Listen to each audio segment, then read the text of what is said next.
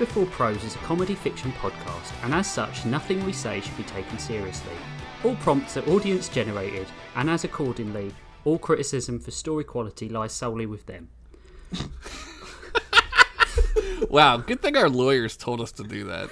Also, this show is in no way suitable for kids. That's not me being a narc, that's just me saying that if there are any kids listening to this, you're super cool, or lit, or whatever the fuck you little morons are saying now. It's probably like Kleeman or something like that. So, well done, you're Kleeman.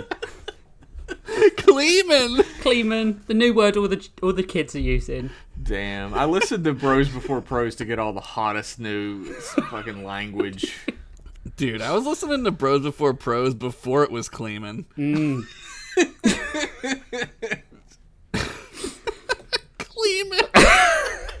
What the fuck is that? I just made it up. All right. Oh, no, definitely legit what they're saying.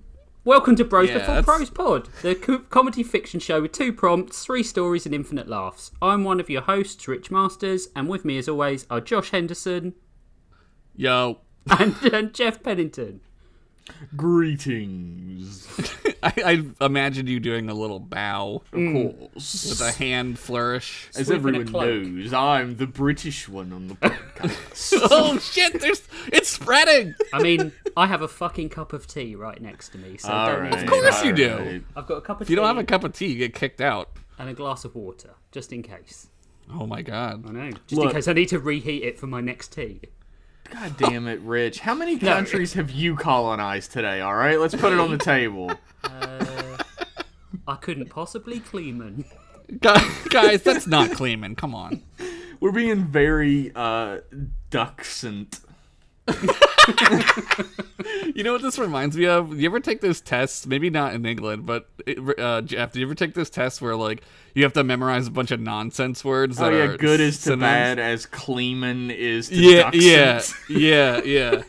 It's that shit, dude. And then you read a story and it's like Susie was Kleeman all over the Duxon. It's like a fucking. Well, wait a tick. I think we know what's going to happen in Josh's story this week. Oh yeah. This episode's prompts were Bards and Prophecies. Oh shit. Premonitions, you dumb Was dumb. it Premonitions? Yeah. I thought it was Prophecies. All right, well, it was one of those two. They mean the same thing. Well, I wrote a prophecy story, so fuck all you. Shit. I've got a premonition. These stories gonna be long. Yeah. God. They That's are, a right? hypothesis, because you got data already to back it up. Oh, I thought you meant This like nuts. the cat. Does Data tell Rich how long the stories are? Yeah, definitely. Who goes Guys. first? Guys? It's Henderson this week. Oh shit. So get reading, monkey. I'll take my clothes Wait, off. slower. Oh, you knew what this was. All right. My story this week, because I totally got the prompt right, is called The Prophecy, Not the Movie, starring Christopher Walken. Yep. Cool. Daranos was no stranger to amazing artists. There was Winfield Crackers, Daranos' premier squeeze box man. That man squeezed a good box. He also played a mean accordion. Damn, son, where'd you find this? Then there was Rusty Charlene. She used the blood of her enemies to paint the most beautiful landscapes, all red. And I guess green, because some weirdos have green blood in this wacky-ass place. Green blood, green butt, I always say. I knew it. You knew it. Her vistas were so realistic, it said that the king of the region of Dilb Oh, man. My Great uncle name. lives there. said that the king of the region of Dilb once walked into one Looney Tunes style and actually went through the painting. When his royal guards tried to follow, they hit the wall behind the painting, and then a harpsichord fell on their heads. That was a closed casket affair, and the harpsichord was severely out of tune for weeks. Fucking Dilbians. Dude, Dilbians? Whoa. Totally uncleaning. Whoa. Let's not get duxant about the Dilbians. I'm duxing as fuck today. But of course, not all artisans were, shall we say, talented, or good, or brushed their teeth, or knew what soap was, or didn't cause everyone to vomit in their mouths slightly at the sight, sound, smell, and or psychic whiff of their talentless, hack-ass, no-skill, waste-of-time lives. But I'm paraphrasing, of course. Vlog Bogson was just that type of artisan. As a young orc, all he wanted to do was change his mind about what he wanted to do.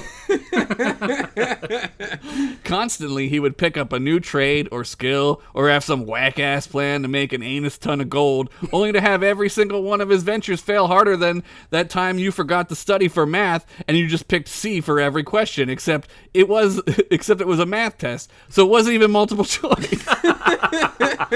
I mean, English you could bullshit your way through at least to get a D+. Math don't give a fuck about your weekend plans though. You will fail that shit and get grounded. Math is a narc. God, so true. Fuck you, math. Fuck math. Vlog now stood on stage at Daranos' toughest, meanest pub, the Titty Twister. The Grawl City fathers outlawed the owners from reopening the establishment after it was found out that everyone who lost a bar fight wound up in the park barbecue, but that didn't stop people from just reopening it. Like, literally. You can't stop people if they just do shit. Like, just go out and do something. Nobody's gonna fucking stop you. Disclaimer. Yeah, don't do that. This is why the kids don't listen to this. Plus, that pork barbecue was fucking amazing, even though it was some fried green tomatoes ass cannibalistic slop. I had some. Changed my whole life. I don't know why that's funny. Vlog's newest foray into success and happiness was playing the lute. Did Vlog practice every day for years? No. No, he didn't practice anything, especially oral hygiene, but we already went over that. Vlog saw a bard on the street one day who was playing for buttons or whatever and thought, I could do that and get rich, even though clearly that guy was playing on the street was in fact not rich. Boo! A drunk orc shouted from the back. But I haven't even started playing yet, Vlog said with an innocent smile. The kind that instantly made people want to punch his stupid idiot face hole. Fuck you, dork! Yelled a guy dressed as a pirate. He wasn't a pirate, though. He was just a mascot for the local orc skip-ball team, the Grawl Gamblers. Pirates gamble. Look it up. I think they do. All right, this is my first gig, so let's kick it off with a hit. Vlog said, ignoring the tough crowd. This one's called I'm Just a Booty Boy, parentheses, shake your booties, boys. Oh shit, I love Vlog now. Vlog began to strum the strings of the lute in the most god-awful way. The lute was out of tune, the neck was warped, and the strings sounded like they were made out of the leftover sink pubes of a snow yeti who just manscaped for the first time since the first age, thinking he was going to score on his date later. He did not. But that wasn't the worst of it. Vlog then began to sing his 100% all-original lyrics. Then it would have like a what do you call it? Like a Hobbit-style song refrain here. I'm just a booty boy, so shake your booties, boys. I'm a little stinker, y'all, so shake your wooties, y'all. What? Now I have a parenthesis, or what do you call it? Asterisk. I have a footnote here. Ooh. Editor's Wooties note. in this instance does not mean what it does in our world, and Daranos Woody denotes a fat-butted witch. This shit is like the Silmarillion, bitch. We got fucking footnotes up in here. Try to keep up, baby, baby. The song continued. Why don't you come over and show me how you freak? 'Cause I drink unclean water from the creek. This went on for an agonizing 5.5 minutes. Like, this motherfucker thought he was Freddie Mercury writing a hit that could be over 5 minutes. And yes, that Freddie Mercury. He exists in Theranos because that guy's a fucking legend, and we were all lucky to have shared the same universe with him. Fuck yeah. Amen. As Vlog strummed his last dissonant chord, the crowd fell eerily silent. Holy shit, you fucking suck, dork! Yelled the pirate guy, finally breaking the silence. The entire pub started going insane with riot-level rage. Your daddy should have pissed in your mother's birth hole and faked the jizz because I'm sure he hated every second of banging her. How could he not? Only an unholy union of loveless monsters could produce a fuck turd as pathetic as you fucking dork! Jesus fucking Christ. A fuck Yelled a turd. really old orc. Dad? Vlog said, surprised. Not anymore, Vlog's dad replied, then left and never came back, just like my dad did. Except I have social skills and people like me.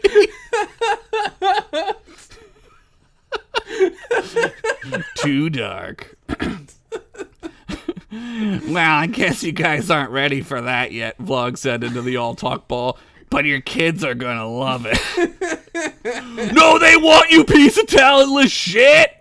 My kids died from the secondhand embarrassment just now by proxy. They're literally across town, and they're literally dead. My line is broken thanks to you, yelled a nobleman. Let's throw him in the pork barbecue, yelled a hag who had a woody. She had a really deep voice, though.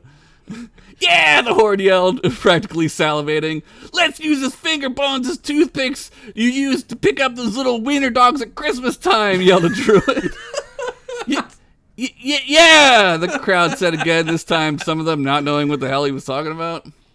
They got Christmas here? Damn. Yeah, sure. Freddie Mercury, it must. Makes more sense now. More sense. I kind of liked it, the blob. As the crowd approached the stage, a Blobbit's voice cut through the crowd. I kind of liked it, the Blobbit admitted stupidly. The roaring crowd fell silent, instantly silent again. All of them slowly turned to see the Blobbit tapping his foot and singing the awful tune everyone had just orally endured. Get him! Yelled the pirate as the crowd converged. Looks like pork barbecue's back on the menu, boys! I'll put that joke in every story. I don't give a fuck. I'm fine with it. Yeah. I'll allow it. I'll allow it. Vlog took this chance to curtsy for the crowd, even though nobody was looking or cared, and made his way out of the pub. As he turned down an alley, he could see a gruff-looking human man leaning against a wall, smoking a pipe and wearing a flat-brimmed hat. His face covered in the dark shadows of Grawl, so dark they looked wet. I know I certainly. I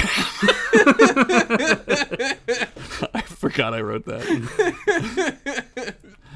You, the lad who just played the titty twister, said the man with his head still tilted down. Oh, yes, that was me, Vlog said. You wish for an autograph? Oh, boy, my first fan. You want all see photo, too? Vlog struggled to get his eyeball out of his pantaloons.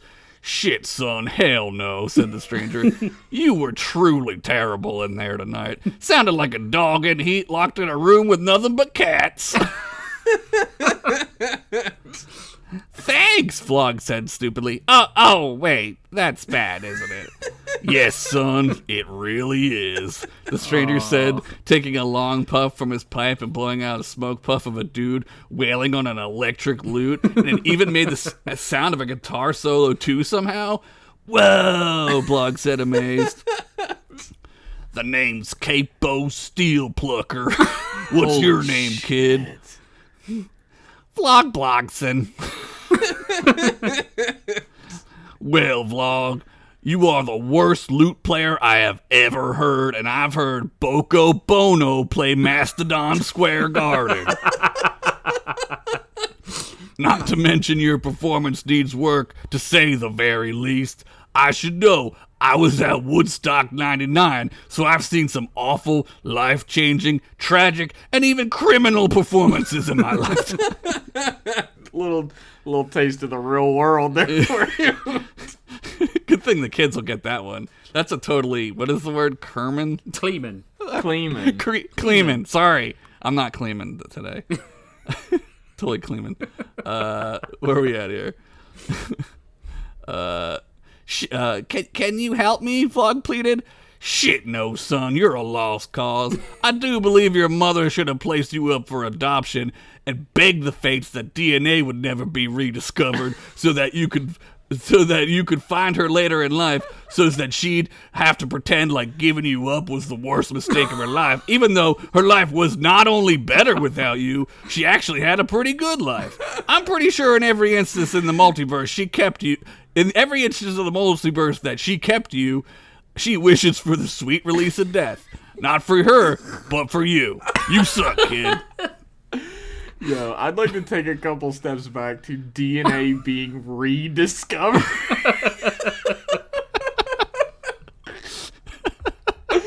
That fucking tickled me so hard. It's gonna happen. Simple no would have done fine, but oh well, Vlog said cheerily. On to my next thing, I guess. Maybe I'll be a professional boner cycle stuntman like Evil Khan the Evil. Now you see, there's your problem, kid, Capo said, looking up. Always on to the next thing and never putting in the work to be truly good at something. You gotta give it some time, Capo said disappointedly. But it's Capo, sorry. But there's another way, Capo interrupted himself. Nah, you'd never be into that. Plus, you probably don't want to be that successful, Capo said, puffing on his pipe. What? Vlog said, alert now. I'll do it. I'll do anything to be famous and rich and covered in the reproductive secretions of my fans. Jesus. Well, that is the goal of everyone after all, Capo said, laughing and putting his hand on Vlog's shoulder. Tell you what, meet me at the Crossroad Bridge, the one near the road to the Hollow Forest. You know the one, right? No clue, Vlog said, stupidly looking at the apps on his eyeball. I'll scroll you the location. The important thing is you meet me there 1 month from now during the eclipse of the 2 moons, Capo said. 1 month, remember. 1 week, got it, Vlog said, paying no attention whatsoever. Kid, 1 month. Yep, got it, gallon of milk. Kid, you are fucking pissing me the fuck off, Capo said, clenching his fist. Yeah, got it, piss in the duck loft, got it. Oh my god, I think I know. 1 month later. 1 month later. Capo stood alone on the Crossroad Bridge. The night was brighter than usual due in part to the double eclipse of moons. It looked like the one moon was doggy-styling in front of the other moon. It truly was a blue cornhole moon, all right. That's the dumbest thing I've ever written. Nah. Thanks, Rich. Suddenly, Capo heard the plucking of lute strings and the faint voice singing off in the distance. Singing being the only word I can use to describe the combination of honking and spit noises Vlog called singing. Capo! Vlog yelled as he approached. Kid, you made it. I've been practicing, Vlog said proudly. Kid, you sound worse than you did a month ago. Somehow you actually got worse. And I don't mean like you didn't improve much. I mean you are considerably, tangibly, objectively worse at the lute. And your singing sounds like you were in a coma for a month and forgot how to use your tongue and had to relearn to speak because you woke up speaking froggish or something. You sound like you have aphasia, but not just with words, but with social interactions and body movements, and all around your brain is bad. You got a bad brain, kid. Oh, Capo, I miss you too, Vlog said cheerily. So when do we start practice? We don't, Capo said, unsheathing a silver dagger from up his leathery sleeve. Give me your hand, kid. Okay. Vlog said without an ounce of fight in him. Kid was a fucking grade A pusswag. Capo took the knife and slit Vlog's hand. It took a good 15 seconds for Vlog's nervous system to calculate the information his pain receptors were slowly sending to his brain. But by that time, he had forgotten he had even been cut. Dude was a goldfish boy. Capo then began to chant in a demonic tongue. Then I have like chanting in demonic tongue in parentheses, but I don't really want to summon anything right now. True. So Yeah. Not at the It's beginning best. of the podcast. no, We'll save it maybe for the later. end. Yeah. That's for Patreon supporters. As he did, the light of the moon shifted and became red as the blood from Vlog's hand. Redder than my fiery crotch in winter after I give up hope of any manscaping. I actually clapped then. It happens, man. Capo continued to chant the words. Evil words. Words so heavy that they seemed to be actually physical matter and not just the result of vibrating air molecules. Soon, a black-horned ancient evil began to laugh. Vlog could only think, did I leave the microwave on? What am I talking about? I don't even know what that is. The demon manifested as solid black hate. Just standing around this thing seemed to decrease Vlog and Capo's lifespan by years. Kind of like those dudes who went into Chernobyl and were wearing, like, fishing galoshes.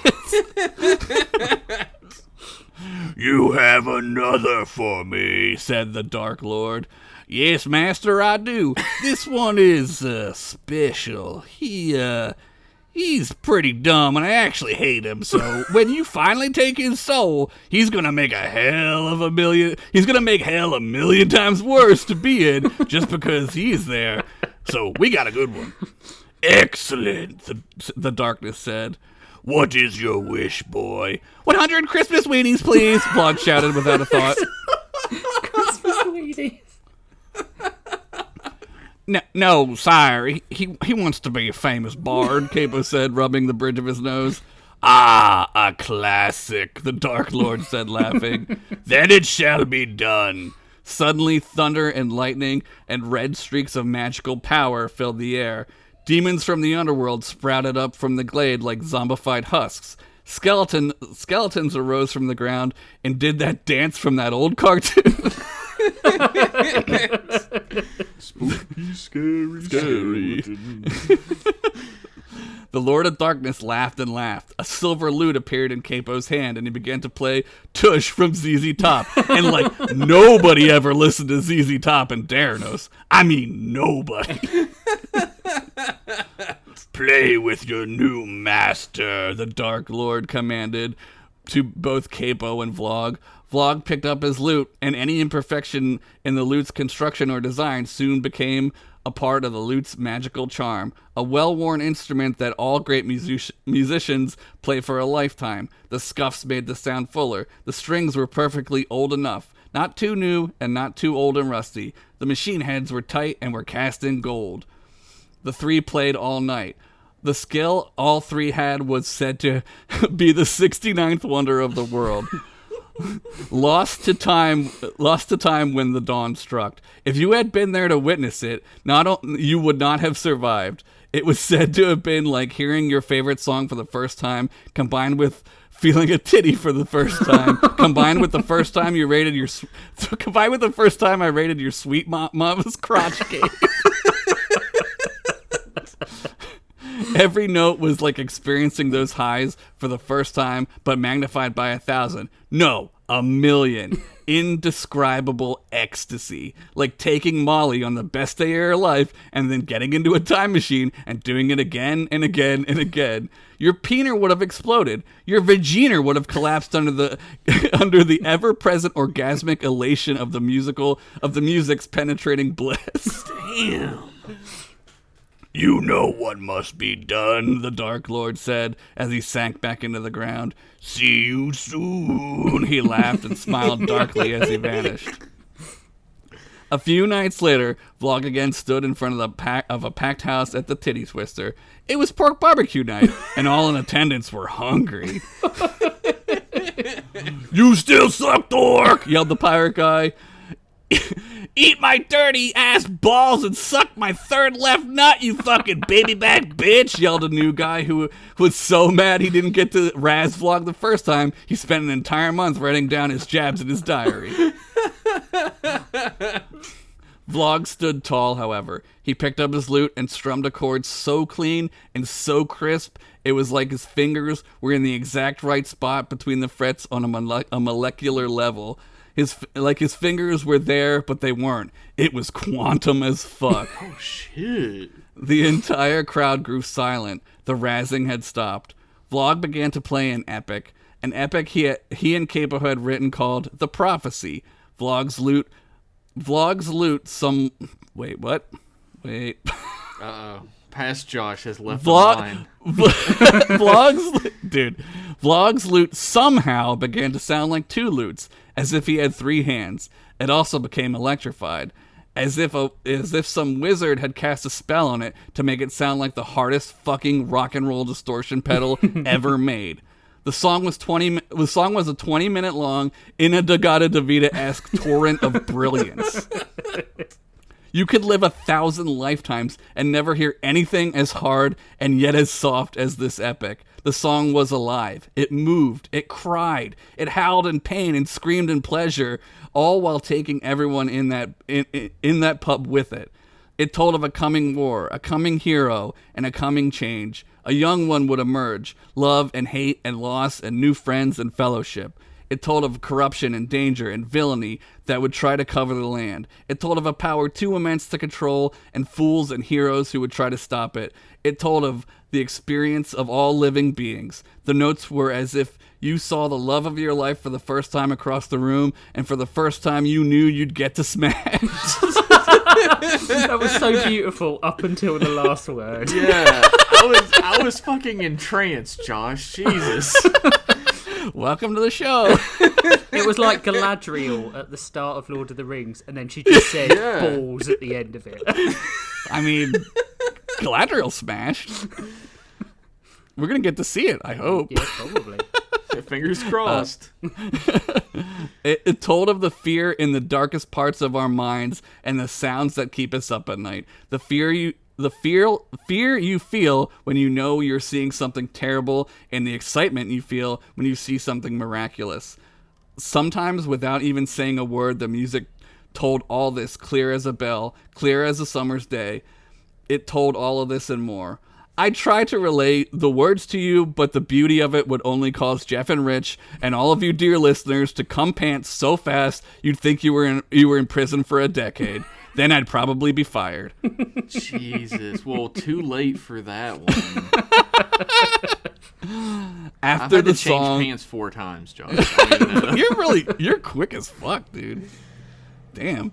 After the song was done, the pub wept. The entire audience wept. Some all sea-balled their loved ones, thinking that somehow they must have died and they were now in heaven, or whatever passes for heaven for these beings. A goblin took out a dagger and slit his own throat, knowing full well this was it. It wasn't going to get any better than this. Damn. The rest of his life would be chasing this high, and no amount of long bottom leaf, or giggle dirt, or jingle jangle, or wolf heroin would ever be good enough. Whatever was ever going to be good enough. And wolf heroin turns your ass into a fucking wolf, dog. Fucking jingle jangle slipped in there. I caught that. Capo sat in the back and tipped his hat to Vlog. Then he stepped out of the alley. Vlog rushed after him. "Capo, wait!" he yelled. "You did good, kid, but I have to be moseying on now." "But what about the band? You, me, and the big black dude," Vlog whined. "Okay, first of all, don't call him that big black dude. It makes me kind of uncomfortable. Secondly, you did it, kid. You wrote the greatest tale ever told. Go be yourself and fuck anyone you want and do giggle dirt until your nose rots off. This is what you wanted." "Yeah, I guess," Vlog said. "Okay, bye-bye." And then he went home to record his album. Capo just laughed. As he turned around, a black shroud surrounded him. His face began to contort and change. His clothing changed into a robe. A staff grew from his loot case he was carrying. As the black smoke dissipated, there stood a wizard. "Hello there," Reese's the Wise said to apparently no one looking at the camera. "Reese's the Wise will return in Darados the next generation." Yeah! Finn, end. There it is. Holy That shit! was so good. Reese's, what do you do? I don't know. Do you know what you're really? I'm gonna do my usual real talk end of story thing here. Do you know what you're really good at?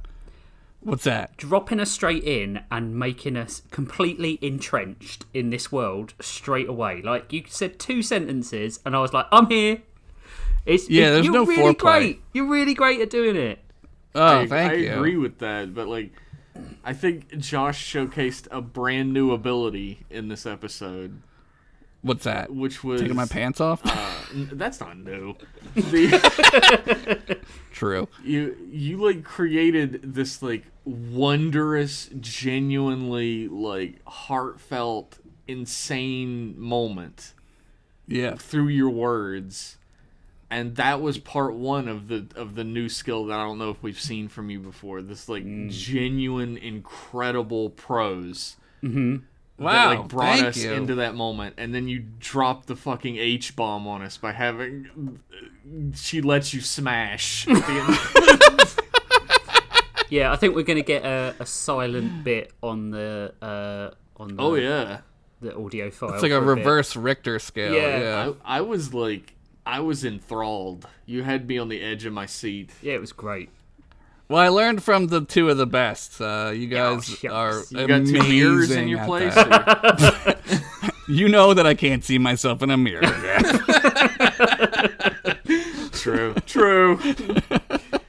I love that every piece of equipment in the Daranos world is the all see something. Yeah. Or all something. It's like Apple, but it's the all C code. I also like that, Jeff, you're really good at creating characters I absolutely hate and want to die in a sentence. And Josh creates characters that I want to die, but then I learn to love, like something that, like that brother that you hate. That sort of stuff. Yeah. Like, like you love them, but you want them dead at the same time. Yeah, I don't ever make like a character like Jeff. Like I really hate. Yeah, Jeff's I hate Jeff's characters. characters. Like they're like some of them are fucking Despise 'em. assholes, right? Like they're like fucking what was thanks, it? guys. Dunkles or whatever. Thanks, They're guys. fucking dunkles, dude. The partway through the story, I made a joke like I know who this kid's real dad is because he's Flinchian in his own way. Yeah. But Well, like he's so lovable. It's like the opposite of Flinch. Yeah. Well, we all kind of like, I mean, it's like, when you hang out with people who are really funny and talented, you start to like pick up some of that. And I feel like, when I'm talking about the song, I'm also talking about the show, right? Because it's like it's a new time. It's a new era. It's a new era, baby. It's the bros right. before pros era. And it's like, I want to smash. Well, we've got 2 more stories to listen to first. We can smash after. Oh, we will. We will. We gonna smash? We're wearing the smash pants. Gleaming. Cleveland. Oh, yeah, it was great, dude. I've got nothing else. I'm spent. 10 out of 10. Yep. Thank you. 5 fingers out of 5. Is that good? It's in a fist, so yeah. Oh, okay. That's even better. Yeah, that's good. Should we take a break and we'll be back in a second? Yeah. No. I'm going to do it. All right, It's 2 well, against 1. straight into your story, Rich. Let's go. We'll be back in a minute. Bye.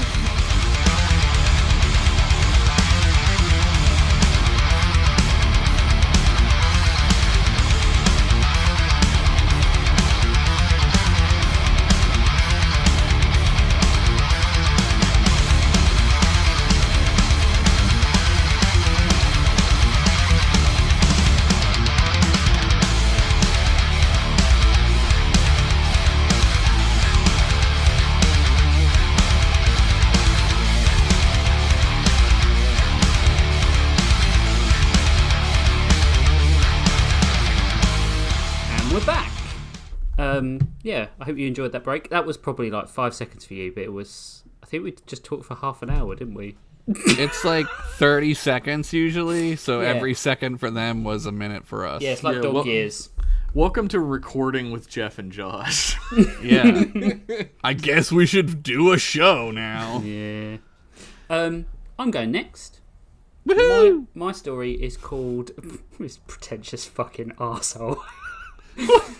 Burgundy and Neon is what my story That's is a called. great story name, you pretentious fuck. It was originally called She of Burgundy and Neon, and then I decided, no, that's a bit too pretentious. Wowee. I don't have the degree to listen to this story, I don't think. I warn you, this is a long one, and also there are very few jokes in it because I have not had a very funny week. So Better be good. Better be good. It will be good, I promise. Mookie! Mookie! A voice boomed down the cold black glass corridors, reverberating off each wall until the reproach felt tenfold.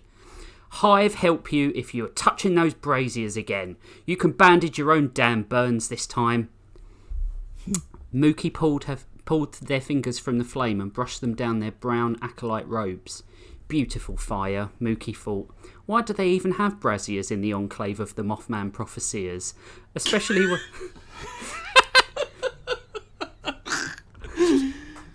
when the whole planet had electricity. Mookie was drawn to it, like a moth to a... Mookie just got that reference. That's amazing.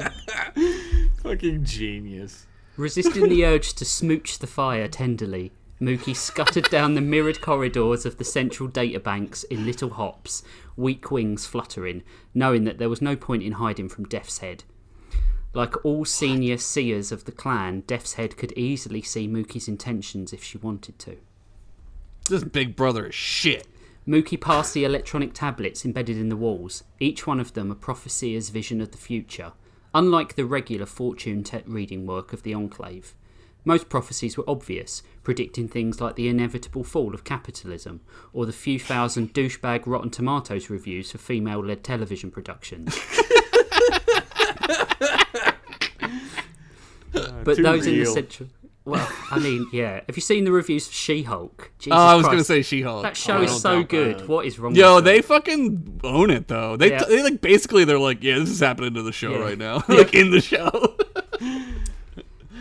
These visions... but those in the central databank were vague. There was no understanding them. These visions were meant for someone higher, someone far more worthy than little Mookie, who couldn't even read tea leaves yet. In a place where people much bigger than Mookie rushed around and opened doors without looking who was behind them first, a lack of foresight meant a lot of squashed mandibles for poor old Mookie. Aww. You know you shouldn't be down in the databanks, little one. Death's Head stood with a soft smile and her arms across her chest, the skull patterning on her face making her look far more terrifying than she was. Not that anyone... Marry me. not that anyone but Mookie saw that side of her. She was beautiful and tall. I mean, if you're into bugs. If you were a bug, you'd let her bite your head clean off for the chance to get with that sweet bug action. Dude, I just said that. Her slender carapace envied by most of the clan's members. Am I into bugs now? You are Rich, now. why are you making us horny for bugs? Damn. Good writing makes you horny for bugs. There are prophecies down there that aren't for the eyes of us, but for the one who will see all, our hallowed omniseer. Mookie noticed the bitter tone in her voice, and had often heard her arguing with Father Flicker about their application of the old rules.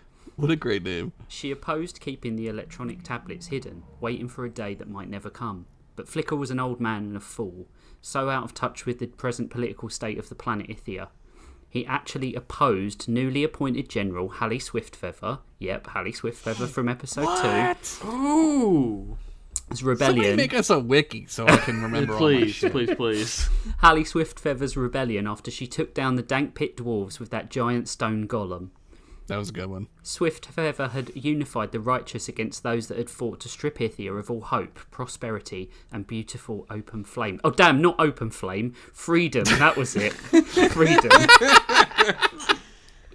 Everyone was behind Swiftfeather. The elves, the remaining dwarves, the humans, the swampers, the goblins, the joblins, i.e. the goblins with jobs.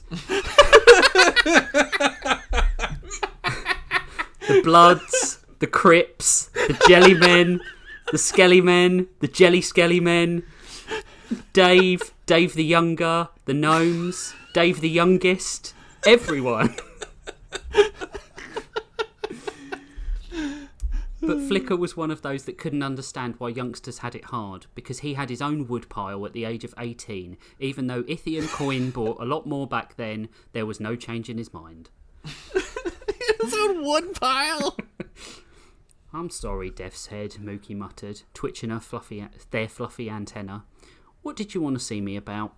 The tall moth woman crouched down and put a leg to Mookie's shoulder. Ascension Day is here again, Mookie. A panic set on the youngster and their heart rate jumped rapidly.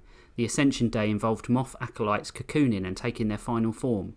But Mookie hadn't even considered a final form yet, not comfortable choosing a species or a gender. They were currently more than happy with what they currently were. But what if this is my final form, DH? Why can't everyone just be content with what I am? Is it not enough? Looking away, as if she were deeply ashamed, Death's Head cleared her throat, then reached out with her long legs and pulled Mookie in to hug them tight. I'll lose the paperwork and defer the ascension another year, but only if you promise to stay out of the databanks, especially tonight. At Mookie's nod, Death's Head released the hug and pushed Mookie towards the entrance hall. Now go do your job, acolyte. There's not likely to be a patron this late in the evening, but we should keep the desk occupied nonetheless. Do some busy work, kid. Mookie. However, no sooner than her statement was finished, the front desk bell rung, and Mookie and Death's Head ran to see who was banging the bell at this late hour. One of the other acolyte hatchlings must have left the bulbs and the braziers on, because light flooded the entrance hall and rushed to meet them, becoming more intense as they got closer to the desk.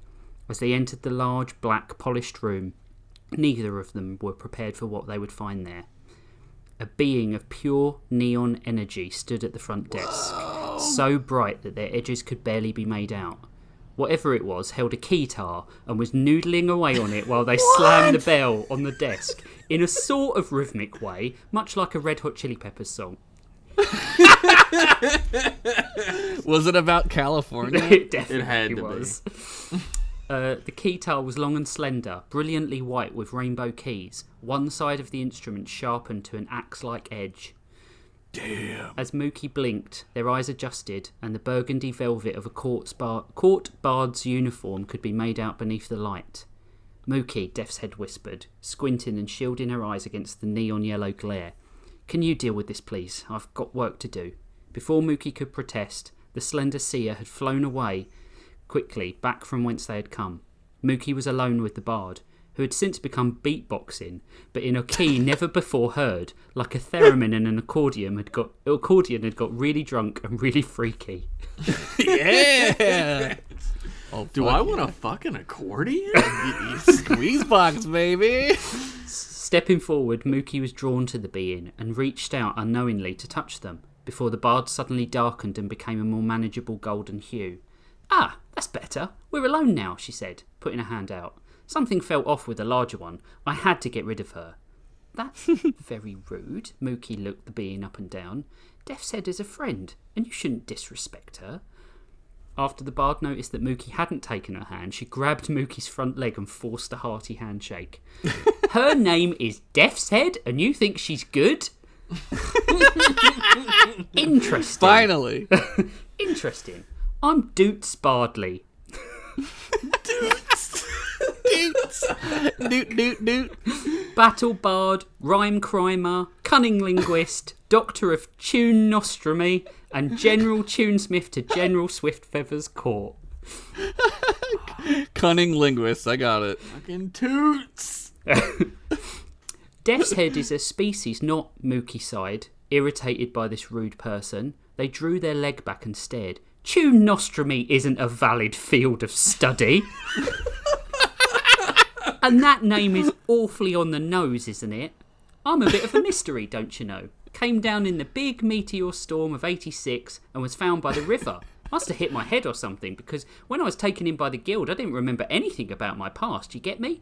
I had to pick my own name, so I chose the one they mocked me with. So now I'm rootin' tootin' Doots Bardley, she, her. Oh... I'll wear this name badge to remember it, because I must have hit my head or something. I don't remember anything about that. You get me? Oh, man. Doots spoke in one long sentence, a verbal diarrhea of facts about herself that Mookie did not want to be covered in. I heard... Is rootin' tootin' actually part of your name? No, I just think it sounds cool, Mookie, Doots admitted with no hint of shame. Mookie concerned themselves with tidying the various tarot decks, crystal balls and tea leaves, hoping this patron would soon get to the point. I'm looking for two... Wait a goddamn tick here, Rich Masters. Yeah. Mookie didn't introduce themselves. But shit. Death's Head said her name in front of her. Yeah. Right, don't worry, I checked because I was worried about that myself.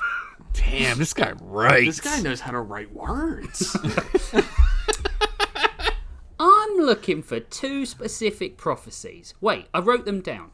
One that might teach me how to cast haste on myself so I can do my chores quicker.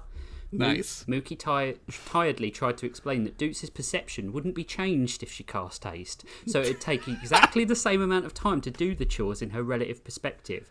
But Doots just steamrolled over the statement and continued. That is fucking genius. Amazing. You just do twice the chores. You wouldn't do them any faster in your perspective. Yeah, you'd still be normal. It's like Superman when he gets fast. Yeah. He's not fast. He's normal. I'm also looking for a prophecy that might reveal my place in the universe. Everyone just seems to think they know who I am, you know? But how is that possible when I don't even know? A deck of cards clattered to the floor as Mookie, who understood perfectly well what the girl was struggling with, was taken by surprise. Even for Mookie, who remembered their life and knew the person they were, the expectation levied at them was a pressure that made them feel like popping at times. I don't know if we can help you tonight. I'm only an acolyte. I can't read futures or pasts. Doots seemed undeterred and jumped onto the desk, playing the Eddie Van Halen eruption solo without breaking a sweat. Oh my god, yes. I don't believe you can't, Mookie. There's always talent there, just unearthed, like a seed that might grow into some powerful, stinky carrion plant. Gee, thanks, Mookie uttered. But I haven't ever seen that sort of prophecy you're looking for, even in the secret data banks. As Mookie watched Doots' eyes widen and light up, they realised their mistake. Fingers went to grab at Doots, but only wafted at the keytar, which made the noise of a finger sliding down the piano keys as Doots scooted down the counter and off the end. Come on, what are you waiting for, Mooks? We got prophecies to find. Mooks. No, wait, we can't, Mookie cried, chasing after the girl in burgundy. The light from Doots was fading fast, and Mookie had to be quick, so they hopped along the corridor, willing their underdeveloped wings to carry them, though they knew they couldn't yet hold their weight. With a slam, their wings gave up and they fell in a heap to the cold mirrored floor. When Mookie looked up, the light had gone, and they had lost Doots. The corridors of the databanks suddenly felt incredibly frigid, the evening air biting more than usual. Hey, Mooks, what's this? The whisper came from Mookie's right. Mookie scurried over to find Doots staring at a wall of electronic tablets, showing some of the newest visions from the Enclave. They were as fragmented and hazy as always, but changing before their very eyes, clouding over and becoming new visions Mookie had never seen. In one, a cyborg cowboy and a young human flew a ship through the heart of a collapsing planet. In another, a woman wielded a sock puppet and a glowing sword as they searched for something in a palace of glass. Dude, it's like you're in the wiki of your own stories. Ooh. In another, a man sat on the observation deck of a space station in a string vest going to town on a corn dog. Like, he was deep-throating that thing. I thought you said there wasn't jokes in this. This is amazing. Mookie quickly brushed a hand in front of the tablet to dismiss that one. In another, Mookie and Doots hid from legions of undead electronic beings, the two of them huddled together, their hands clasped in a white knuckle embrace. The bard gasped at the image. I've never had a friend before. That looks nice. As her voice lowered, her light levels dipped. Mookie stared at Doots' body, where underneath the surface nebulas and constellations swirled and rotated, as if she contained a whole galaxy inside her. When Mookie stared hard enough, they could see themselves, but somehow different, older and glowing, a different Mookie. As the girl caught Mookie looking, she turned her lights up a little and smiled, embarrassed. What is all this? It's the central databanks, the newest prophecies waiting to be read by the Omniseer, they whispered. Well, these aren't being read. Do they normally change like that? Well, it's been a decade since our last Omniseer died. No, not normally. As if they had heard Mookie, the tablets flashed and crackled, all of them suddenly showing a flash of an image before going dark. Mookie could swear they saw something awful, a metallic skull with curved ram horns, something that spoke to the deepest, darkest fears in their brain. Mookie turned instantly to ask Doots if she had seen it, but the girl's open-mouthed horror told Mookie she had. Before they could discuss it, the silence was broken by a horrifying, chitinous whispering. Come on, Doots put her hand out, and to their surprise Mookie took it. They moved quickly and silently through the corridors, drawn by the slopping clicking that grew louder with each step.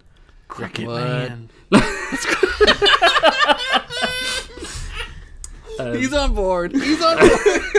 It's like a whole shared universe. Drawn by the slopping clicking that grew louder with each step, like an old person with no dentures eating yogurt. Oh, too far, Rich. They turned the corner to discover the source of the terror-inducing noise, a mass in the corner of the room, shivering and convulsive, the form of a moth. Seen, never unseen, it ticked and whispered, as Doots pointed silently to a gap on the wall where one of the electronic tablets should have been plugged into the prophecy wall. Death's head, Mookie muttered, reaching out a leg. The evil form lumbered to one side and turned, shaking legs barely able to support the mass of evil Death's head had become. One side of her face drooped, and thick, viscous drool poured from her mandibles. Out of her temple, one large ram horn protruded from the broken skin that festered alongside her glazed-over eyes. She was so curious about the future, about me. The voice was Death's Head's, but not an electronically modulated amalgamation that fizzed and hissed static. She held a tablet in her front legs, a prophecy of the ghostly horned skull flickering on the screen. But when you delve into me, I delve back. Now she, like so many others, is free. Where is Hallie Swiftfeather, small ones? What? No. We don't know what you're talking I'm not gonna about. lie. I kind of love the technomancer. Would. Hell yeah. We don't know who you're talking about, Doots smiled fearlessly. Through the prophecies, although the prophecies about dermatological care are the next aisle over, next to the ones on creepy skulls, things that smell like diuretic ducks' arseholes, and ghosts that don't know when they're dead. Oh, ghosts that don't know when they're dead. A long, thick, black tongue flicked across Death's Head's mandibles to leave a thick layer of slime across her mouth. I'm no ghost child, no mere sad spirit. I am vengeance personified. Biological extermination in full form. Basically, I'm here to wreck your shit up. Long tentacles of wire shot in coils from Death's Head, and Mookie just managed to push Doots out of the way just in time to avoid being enveloped by them. Tears flooded Mookie's saucer-shaped eyes. Death's Head, if that's you in there, please come home. The electronic ghoul fizzed a chuckle. She's already home. Death's the finish line we all race towards. She felt such fury at the world, her place in it. I've used it to wrap her up in a cosy blanket. Don't weep for her. Everything she suffered with is now my sweet fuel, and everything else, it smiled, teeth jagged and broken. Mookie watched as Doots got quickly to her feet and played an improvised staccato rhythm on the keys, producing discordant solid notes in the air. Notes that looked like daggers. The young mothling somehow knew what to do, turned and beat their wings as hard as they could, producing a gust that propelled the daggers at the fiend. It howled in an ungodly pain as the sharps stuck into the thing's body. When the beast lifted its head, one of the sharps sat buried in its eye socket, burning pus bubbling from the wound and stripping the fur from Death's Head's face to reveal the metal skull underneath. What? That's fucking metal! That's metal as fuck. It lumbered towards them, its tendrils grabbing at tables and throwing them like missiles at the pair. Doots played the cha-cha slide, and Mookie found themselves sliding to the left, sliding to the right, and crisscrossing to avoid the projectiles that cracked against the far wall and brought part of the panelling down. That's what you do, right? 2 claps now, y'all. Fucking, there's no jokes in this one. But it's not as many Yeah. as normal.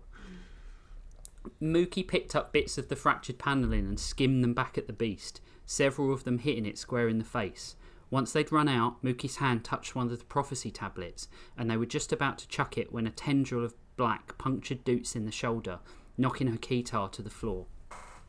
Both Doots and the thing that was Death's Head froze, caught in some trance, eyes rolling back. "I know you," each said in unison. And as Mookie rushed towards them, the prophecy tablet in their hand glowed white, and suddenly Mookie was somewhere else. It was Ithia, but not. The cool mirrored floor of the databank lay beneath their feet, but the walls and roof were utterly destroyed. The room entirely exposed to the elements. The sky was a swirl. Is Daniels there? The sky was a swirl of dark violet clouds, racked by winds that seemed to want to tear the flesh from you. Lightning flashed against the wasteland ground, which was lined with dead Mothmen, dwarves, elves, every race known. The roaring of one of the elven space chariots sounded overhead and surged towards the horizon. It rocketed away from the planet to join a fleet of others, an evacuation fleet, leaving 2 figures on the horizon.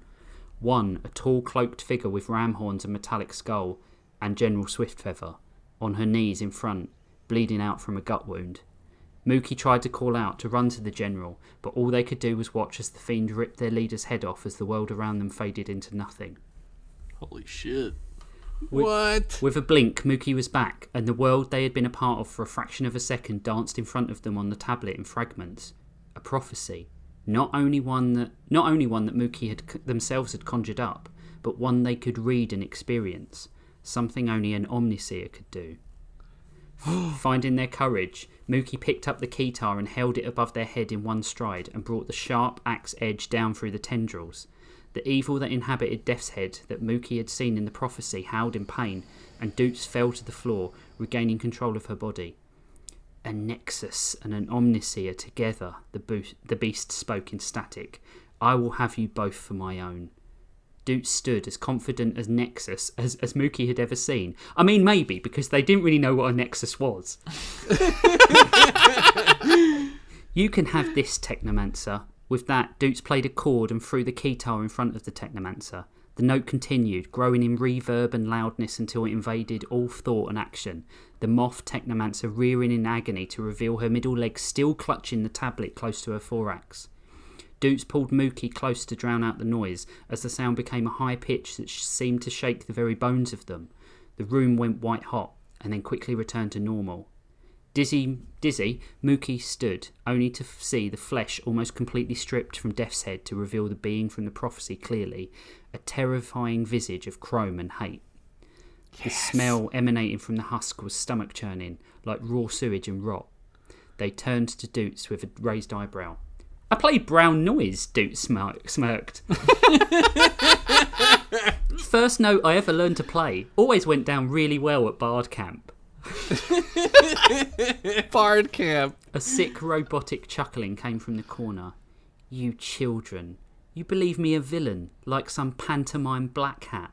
Humanoid life is fleeting, inconsequential, a blink in the long, hard stare of the universe.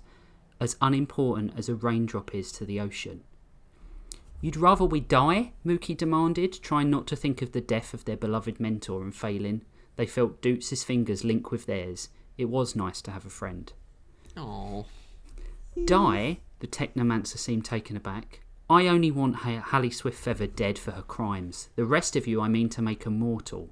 Preserved, catalogued, always relevant, always current, connected, never alone, no lies, no deception, everyone knowing the intention of the other, only love between them, only This Technomancer conformity." is saying some things. "But what if we don't want to conform?" Mookie raged, tired of this argument again, this justification of her entire existence. "What if we're happy as we are?" "Nonsense. Your lives are changing and subject to alteration as we speak. You are an omniseer. The future is yours to read and influence, and she is a nexus, a perfect point in space and time, a key to every reality, a door to every fabric of existence. By joining, we will shape the course of every history, every future, every life, and we will know all, be all. The technomancer lifted a tendril, an offer for them to take it, and Mookie felt Doots falter. Doots turned to Mookie, eyes wet. He knows who I was, Mookie, where I came from. Mookie squeezed Doots' hand as tight as they could, as if to hold her to the spot. I know who you are, and we've seen who you will be. The other stuff isn't important. Shaking them off and slipping her fingers from Mookie, Doots took a few steps towards the technomancer. She reached out a hand, but gave Mookie a knowing look. As the fiend stood to take Doots' hand, she shifted and swung the axe in a high arc and brought it down on the creature's face. In return, the beast threw its tentacles at Doots, sending her across the room and convulsing in rage, revealing the prophecy tablet once again. Moots grabbed a shard of panelling and flapped their wings to the point of breaking, crossing the room in a fraction of a second and smashing the tablet to bits with the edge of the fragment. Yeah! The wraith doubled over as if run through, staying deathly still for 2 seconds before being slowly sucked back into the tablet. The thick tendrils writhed and grabbed for anything to anchor them as the technomancer was sloughing away from the rotting frame of Death's Head and into the pieces of broken technology. You will regret spurning my offer, it fizzed. You will look over your shoulder every day until the one I am there behind you. Each time you wake in the night, you will wonder if it is my breath on your neck or just a cold breeze. And when you finally realise I am there, it will already be too late. Yeah, you get used to it. As he melted into the piece of tablet, the light went out in the room, and Mookie realised Doots was dull and dark. They ran over to rouse her, and as the light flickered back on, she blinked her eyes open. Thank thee, Omni. Mookie stopped short of thanking themselves, not used to their current status. What the hell is going on here? They both turned to find the small green lunar moth form of Father Flicker standing in the open alcove. He was hunched, with the general disapproving stare of the elderly once they've realised their time has passed. Fuck you, boomers. He was flanked by 3 of the other senior seers, Brindle, Flinch and Svelda. Take the Nexus to the infirmary and prepare Death's Head body for disposal, Flicker ordered, his eyes not moving from Mookie as the seers rushed to pick Doots up. And you, come with me, Acolyte. But Father, enough! Follow me. Mookie picked up the keytar and followed in silence, climbing the corner staircase to Flicker's office. He unbolted the door, rushed Mookie inside, and bolted it behind him. Acolyte, Father, it wasn't Death's Head anymore. It was something called the Technomancer, they blurted out, unable to hold it and begging for his understanding. Flicker hobbled around his desk and slumped into his chair, picking up a piece of cloth from his desk and biting off a big mouthful. He's a moth!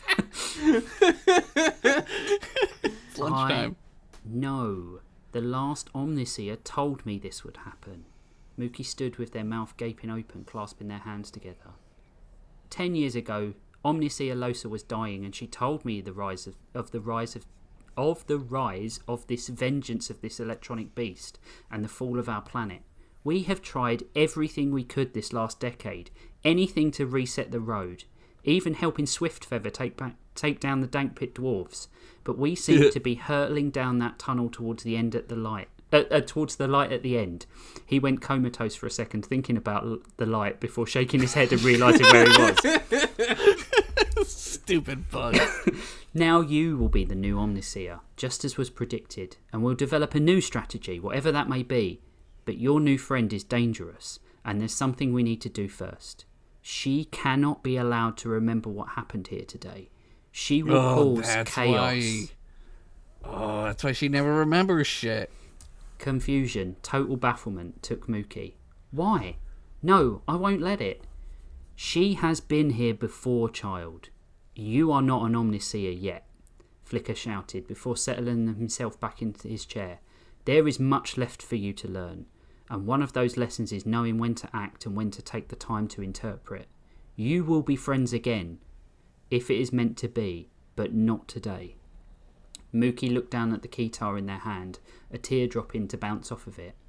Okay, Mookie muttered, but I must have a moment to prepare. Like I was saying, we don't have any of those sort of prophecies here, Doots, Mookie said, trying to hold their voice steady. Now, if you'll excuse me, I have to lock up for the night. The bard looked taken aback and stepped away from the counter. Okay, Mookie, I'm sorry, my mind is a little bit fuzzy. It happens all the time with this amnesia. Maybe I'll come back some other time.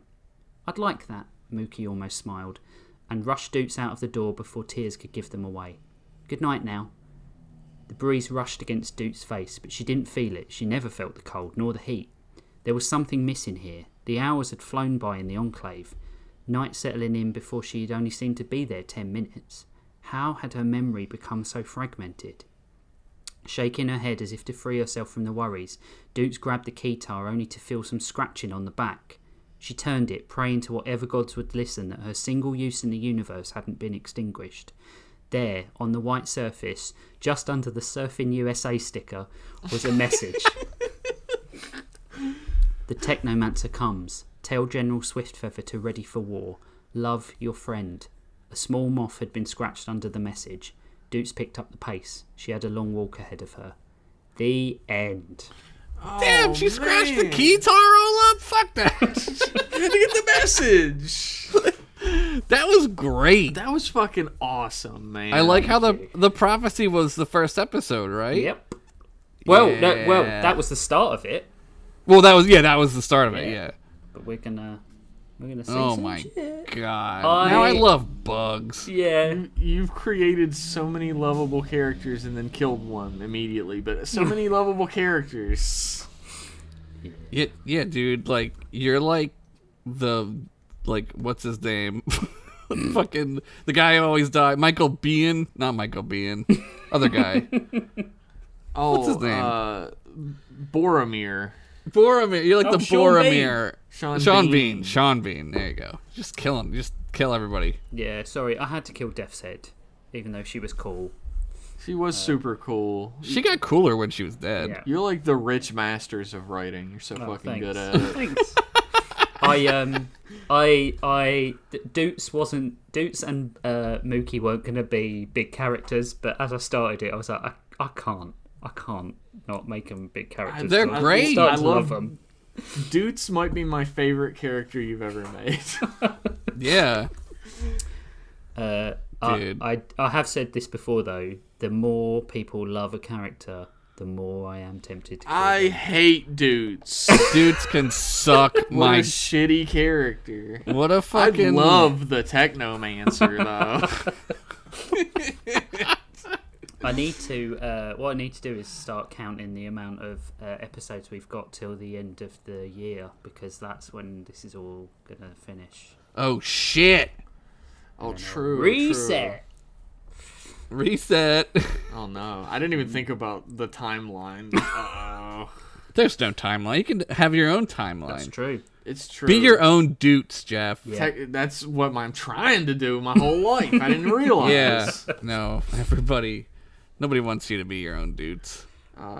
We can have the season end, season 1 or whatever, end Season whenever 1. the fuck we want it to end. Yeah. That's true. We'll figure it out, folks. We'll but figure it out. It'll be fine. That was great. It was funny as shit. You're full of.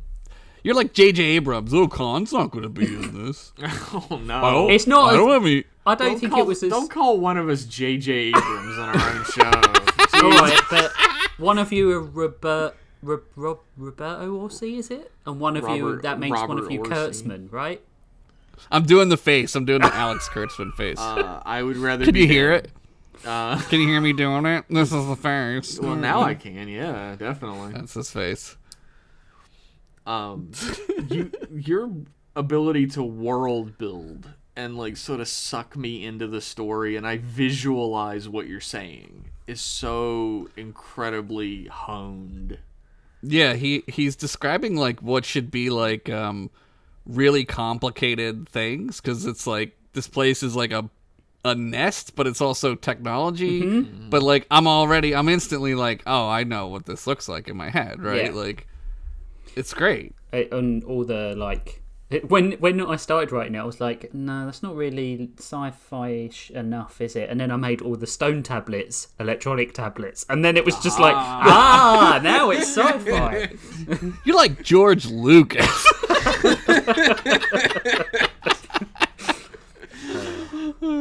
Fucking incredible story, Rich. Yeah. 10 out of 10. Thank you. I Lovable as fuck. I want a fucking Doots and Mookie stuffed animals. I would love a Mookie stuffed animal. That would be Can we do that? adorable. I'd like a Mothman Prophecies t-shirt. Shirt? You want a shirt? Yeah. Like, Dude. lighting the way to the future and then kissing it. You know what would be great is a Doots plushie and a Mookie plushie, and their hands have magnets in them. Yeah, they Aw. clap. Hands. Yeah, that's what I was thinking. Yeah, That'd that's be great. so fucking cute. Damn. We're a $1 billion industry now. I mean, you know, if people want to pay us for that eventually, maybe we could That's do... No, true. We could My become a please. We're the next Critical Role. We're going to be making billions of dollars. Yeah. I'm going to turn into a fucking crazy asshole to work with. Uh-oh, too late. I will neither confirm nor deny. I mean, however crazy arsehole-ish you become, you're definitely not going to be as insufferable ever as some of those people. That's true. That's true. I'm just going to sip my tea now. Yeah. It's what is it? Is it 11sies over there? What is it? What time is it? No, it's like, This it's 2nd 8 supper? in the evening. It's way too late for caffeine. So is that 7 or 8:30? 7:30 or 8:30? 8:30. Okay. It's way don't too say late that. for caffeine, but I am What? drinking more tea. Because of course That's I some am. kind of... Does tea make you not to go sleepy? I mean, no, I'm used to it by now. I could probably have an espresso right before bed and go straight to sleep now. Yeah, that's how I am too. I am too. Caffeine does nothing to me Yeah. anymore. It's like throwing your shoe at Superman. Yeah. It's not working. That's a great metaphor. Weird how it isn't used more. Right. We have one story left, so we're going to take a break. Fuck. And then we're going to get real quiet. Can I come 3 times in a row? Yeah, I mean, you usually do, so... Wait a minute, are you true. coming at your own story? Oh, yeah. Oh, okay, good. Oh, yeah. Yeah, good. I'm just checking. yeah. Checking for a friend. We'll be back in a bit.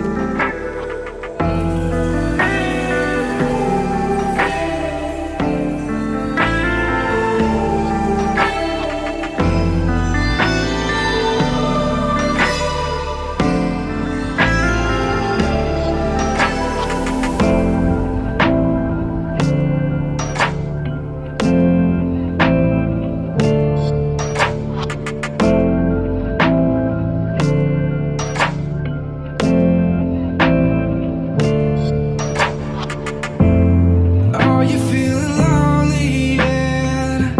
To be so stuck in your way. You move some amounts around so you can stay in your place.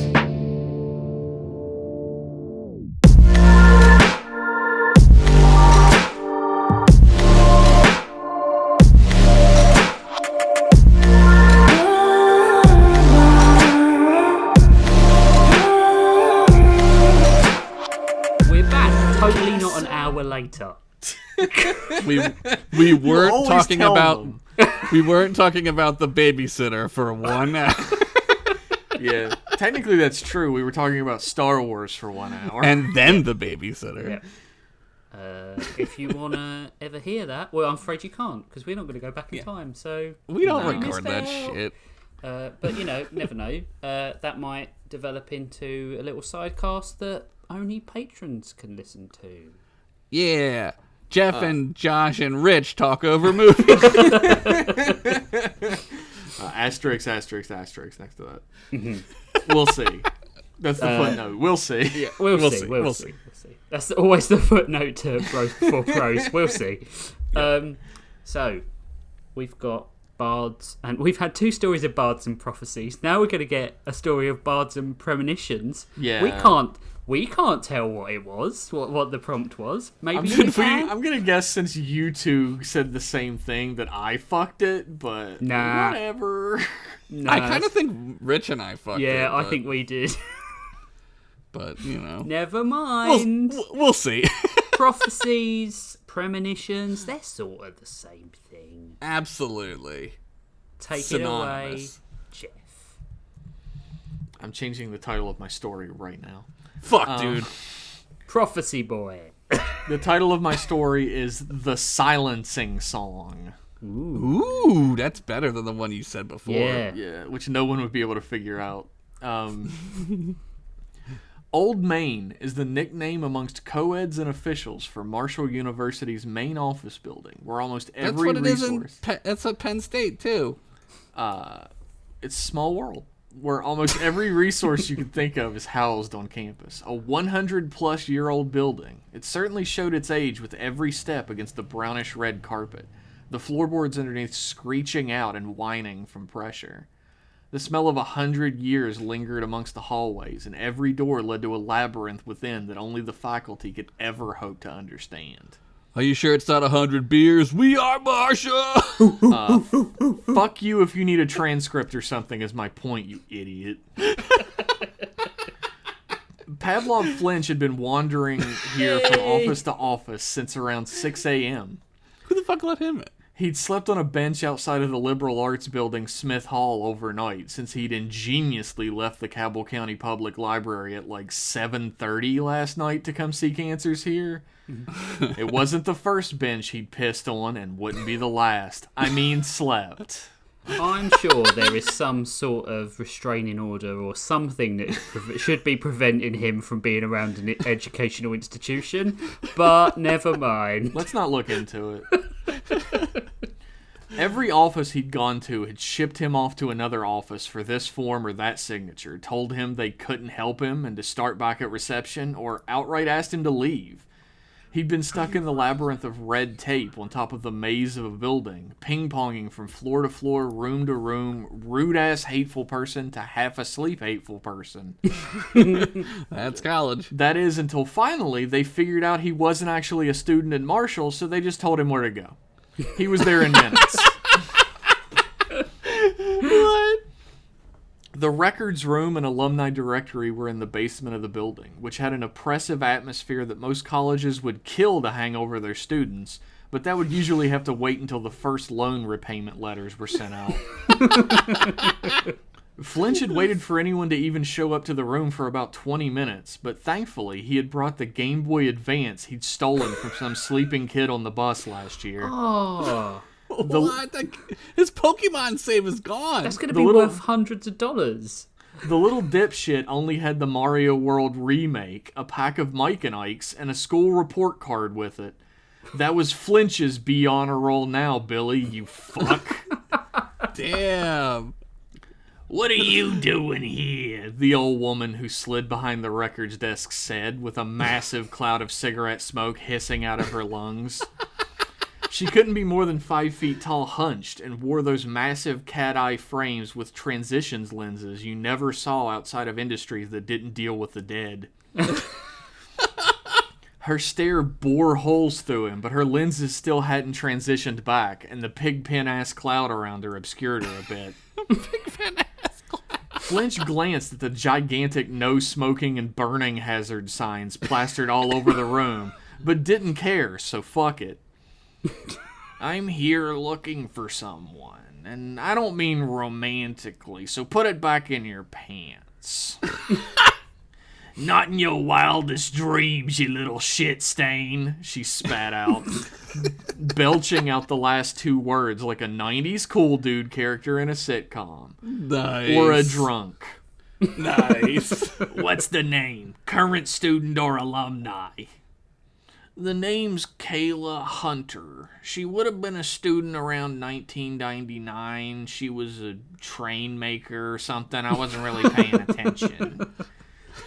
Flinch was barely paying attention now, side-eyeing the still-open Game Boy Advance sitting in the seat next to him.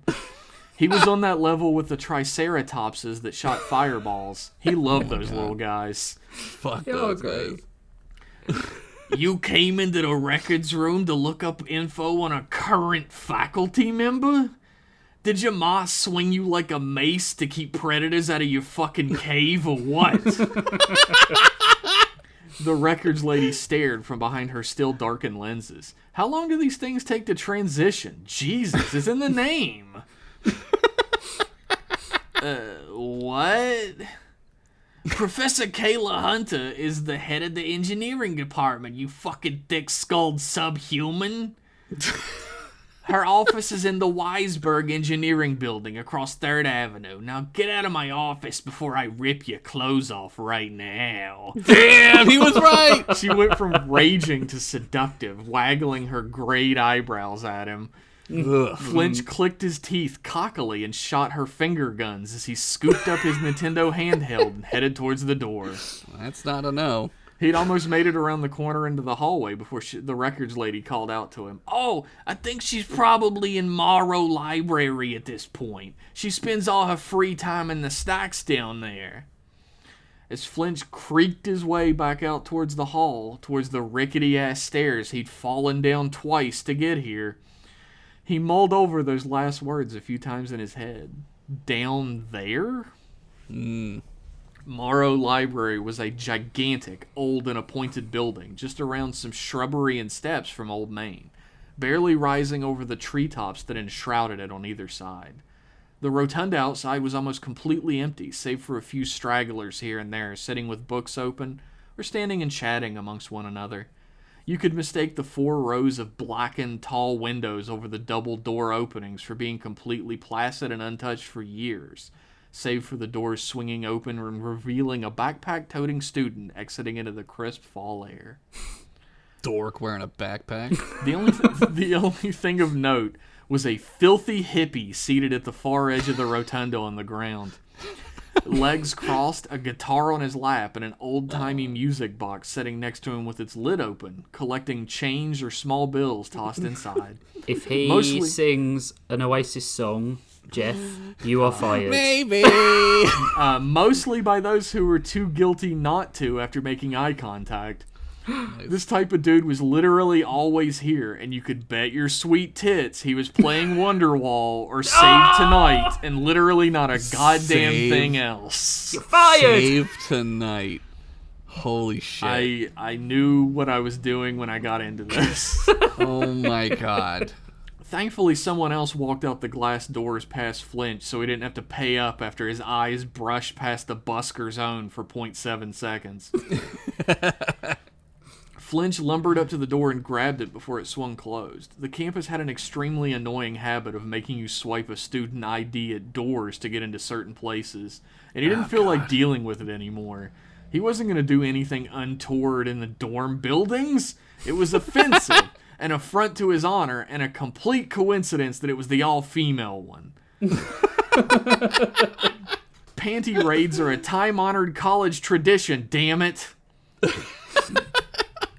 Inside, the building was more of that dank, old, crusty smell of age and probably black mold that had permeated most of his waking hours today.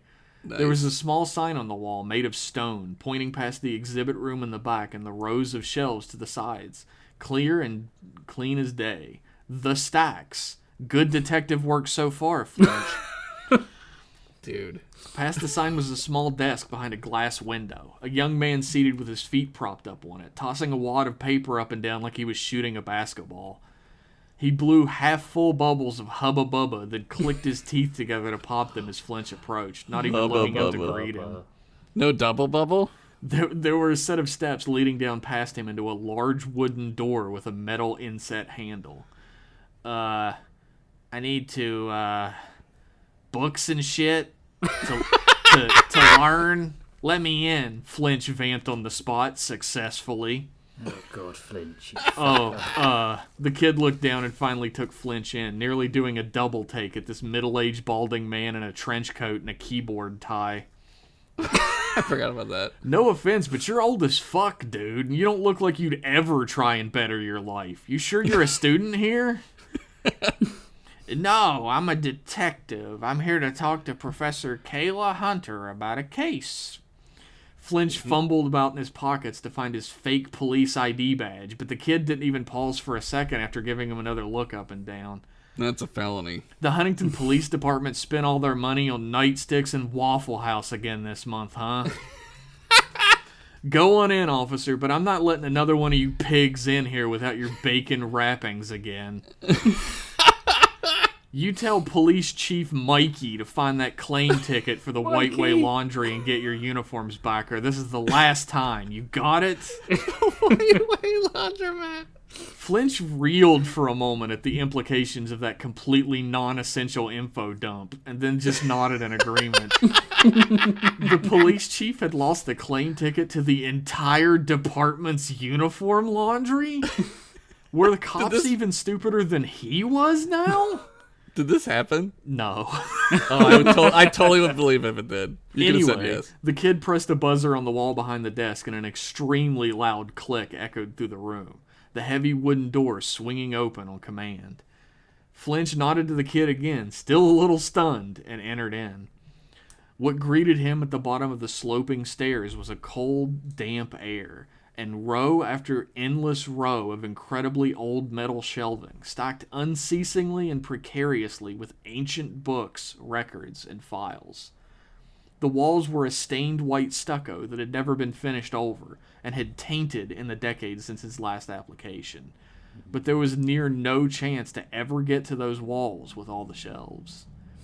Dim, tenuous light steadily hazed the room over from free-hanging metal lamps at the low ceilings, which anyone over 6 foot would be forced to hunch under, but Flinch was fine. Did that really happen? Listen on. Every so often he passed a person looking through this book or perusing these old records, but for the most part, he just pressed on. It became painfully obvious by the 4th or 5th turn around a bookshelf that this was a genuine maze, each path forking off into a different one, leading back around to the same one, or tangenting far off into the distance. Space and relativity began to lose meaning the further he pushed into the labyrinth. Minutes turned to hours, hours turned to more hours. Let's not get nuts. But then, finally, the most horrifying sight imaginable crept into Flinch's vision in the distance. Panic set into his very soul as he pushed past a small woman reading a 100-year-old copy of Jane Eyre with vinyl pages, almost throwing her into the shelf next to her. No, no, no, no, no, no, he continually muttered to himself, becoming more panicked each time he could peer past the books and columns and see it again.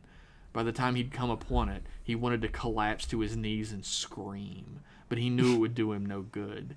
Stairs to subfloor 2 was written over a doorway at the end of the aisle. He'd been wandering this fucking labyrinthine sprawling library for what felt like an eternity already, and this was just the first floor? Flinch placed his hands over his head and turned away from the door, pacing in place for a moment, trying to decide whether it was worth it to push on or not. He'd been having the same horrifying recurring nightmares for months now, and had never had a moment of rest in that entire time. But this was so much effort. Across the long aisle from the door, he caught sight of a tall, thin hole in the wall, a little wider than the average person, with a rope dangling down the center of it. A dumbwaiter in a library? A smarter man would have realized that the best way to haul lots of books between floors would be a contraption like this, but Flinch mostly just figured it was for throwing trash down or something. He dug out a half-eaten Baby Ruth from the inside pocket of his coat he'd left there a couple weeks ago and downed it like a pelican horks a fish. He balled up the wrapper and tossed it into the abyss. Might as well fucking press on, he thought. God damn it. I'll spare you the next couple hours of Flinch fucking about on the subfloor, bumping into people and not apologizing, eating old food, pissing in corners when he thinks no one's looking. Oh, Jesus. Flinch it is shit. a library. Flinch shit. Eventually, Hashtag Flinch shit on our Twitter. Eventually, he found himself in a nook deep in the back of the aisles, which had glass cases on all 3 sides filled with books. Peering past them, he saw a small entrance tucked behind the case to the right. I do want to take a moment to let you, the audience, know that I'm not making any of this shit up about Morrow Library and the Stacks. They literally make you give them your ID card to keep with them at the entrance in case you get lost down there and they need to call the police to come and find you. Dude. And the police have a specialty map of the building. Wow. This is fucking like Patrick Rothfuss as shit. Like in his stories, he has like libraries that are like this too, and you need to do that. Yeah, but this is I wonder real. if he went to Marshall. Maybe. There are several subfloors and side rooms, and you could easily spend hours down there. I got to what I thought was the bottom once, and there was a locked maintenance-style door with chains across it and a padlock, like in fucking Silent Hill. And the sign next to it said Public Records, and a smaller added sign said Lower Floors Closed for Maintenance. There's a fucking Balrog down there. There could be literally anything down there, and I'd believe that shit. Anyway... Flinch swallowed his fear and the remnants of his second baby Ruth and slid into the thin opening behind the glass case of books, shimmying out the other side to find yet another aisle of fucking books. What the fuck could all these goddamn things even say? Flinch thought to himself ruefully. Who has this much shit they need to write down? In the distance past the aisle he stood in, he heard the sound of books slapping against the bare concrete floor and a voice murmuring. Flinch reached for his gun, but he realized he was in a school on federal property, and also had forgotten his holster at Jolly Pirate Donuts yesterday anyway. Oh my God. He proceeded with caution. Turning the corner into the next aisle, he saw the person in question. A black woman in her mid-40s with a single gray streak in her teased-out long hair, carrying a cane in her left hand and holding a gigantic book entitled The Penumbra Conspiracy in her right. Not that he saw race or anything. He was colorblind to that. Or not. Whichever one was considered good these days. He wasn't going to keep up. Oh, Pavlov. You know, I have to admit though, Jeff, I was worried he was gonna see her when he was freaking out about the steps. I was like, please don't let him freak out because she's black. I will say here, Pavlov Flinch is not actively racist. Okay. Just accidentally. Accidentally, indeed. For her part, the woman peeked over the book to look at him for a moment, then went back to reading it. A full 10 seconds passed before she flung the book down to her side and gaped wide-eyed at Flinch, a look of recognition and disgust on her face, usually reserved for people who knew him well. You! She screamed in a husky, weathered voice, pointing at him with her cane. He'd gotten close enough at this point that he almost ran into it chest first, but stopped at the last second. He took a step back and stuttered out, me. Hello? My name is Pavlov Flinch, she said ruefully. I know who you are. You've been haunting my dreams along with everything else for years. I started to think you weren't ever going to show up. Damn, what? What the shit? Flinch took a step back, folding his coat together to hide himself like someone had peeped his little Flinch against his will.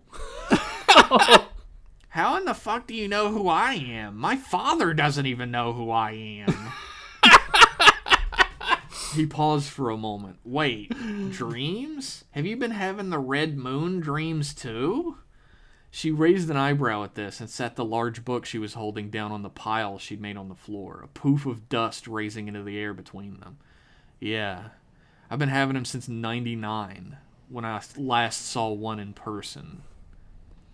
You're Kayla Hunter? Flinch reached into his coat pocket and pulled out a book, holding it out to Kayla.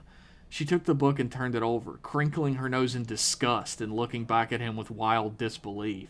Human sexuality and taboos? Look, you little scumbag. If I have to kill a man, this is probably the best place to do... Oh, shit. No. That one's for Big Papa, he said plainly. Snatching the book back and tucking it into his jacket. He is truly hateful. He retrieved a smaller leather journal and handed it to her instead. I mean this one. My old journal. You're the one who found it? She looked deeply disgusted and disappointed, a look Flinch was both used to both inside and outside the bedroom pretty equally. But then she became thoughtful for a moment. Well, I guess it makes sense why you've been sliming around my nightmares being a little creep. You're a little creep in real life. Sliming around my nightmares. It's a great line. Well, not officially or anything. Legally, you can't be considered, but Flinch's slow burn explanation for his accurate level of deviancy was interrupted.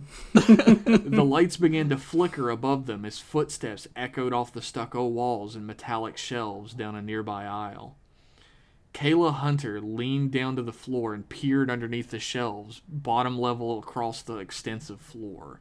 She could see tattered old sandals hitting the floor, but dragging along the concrete behind them was the end of a robe, wreathed in red and white. What? She shot back up and held her cane aloft like a weapon, backing further down the aisle.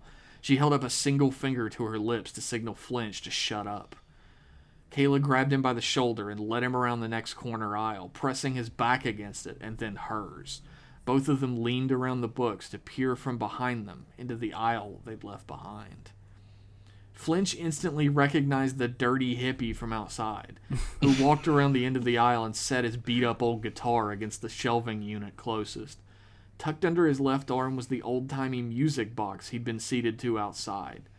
The only thing different about him from then was the long red and white robe he wore loosely dangling around his body, its hood high and pointed and red, with some esoteric symbol burnished into the fabric over his forehead. Damn.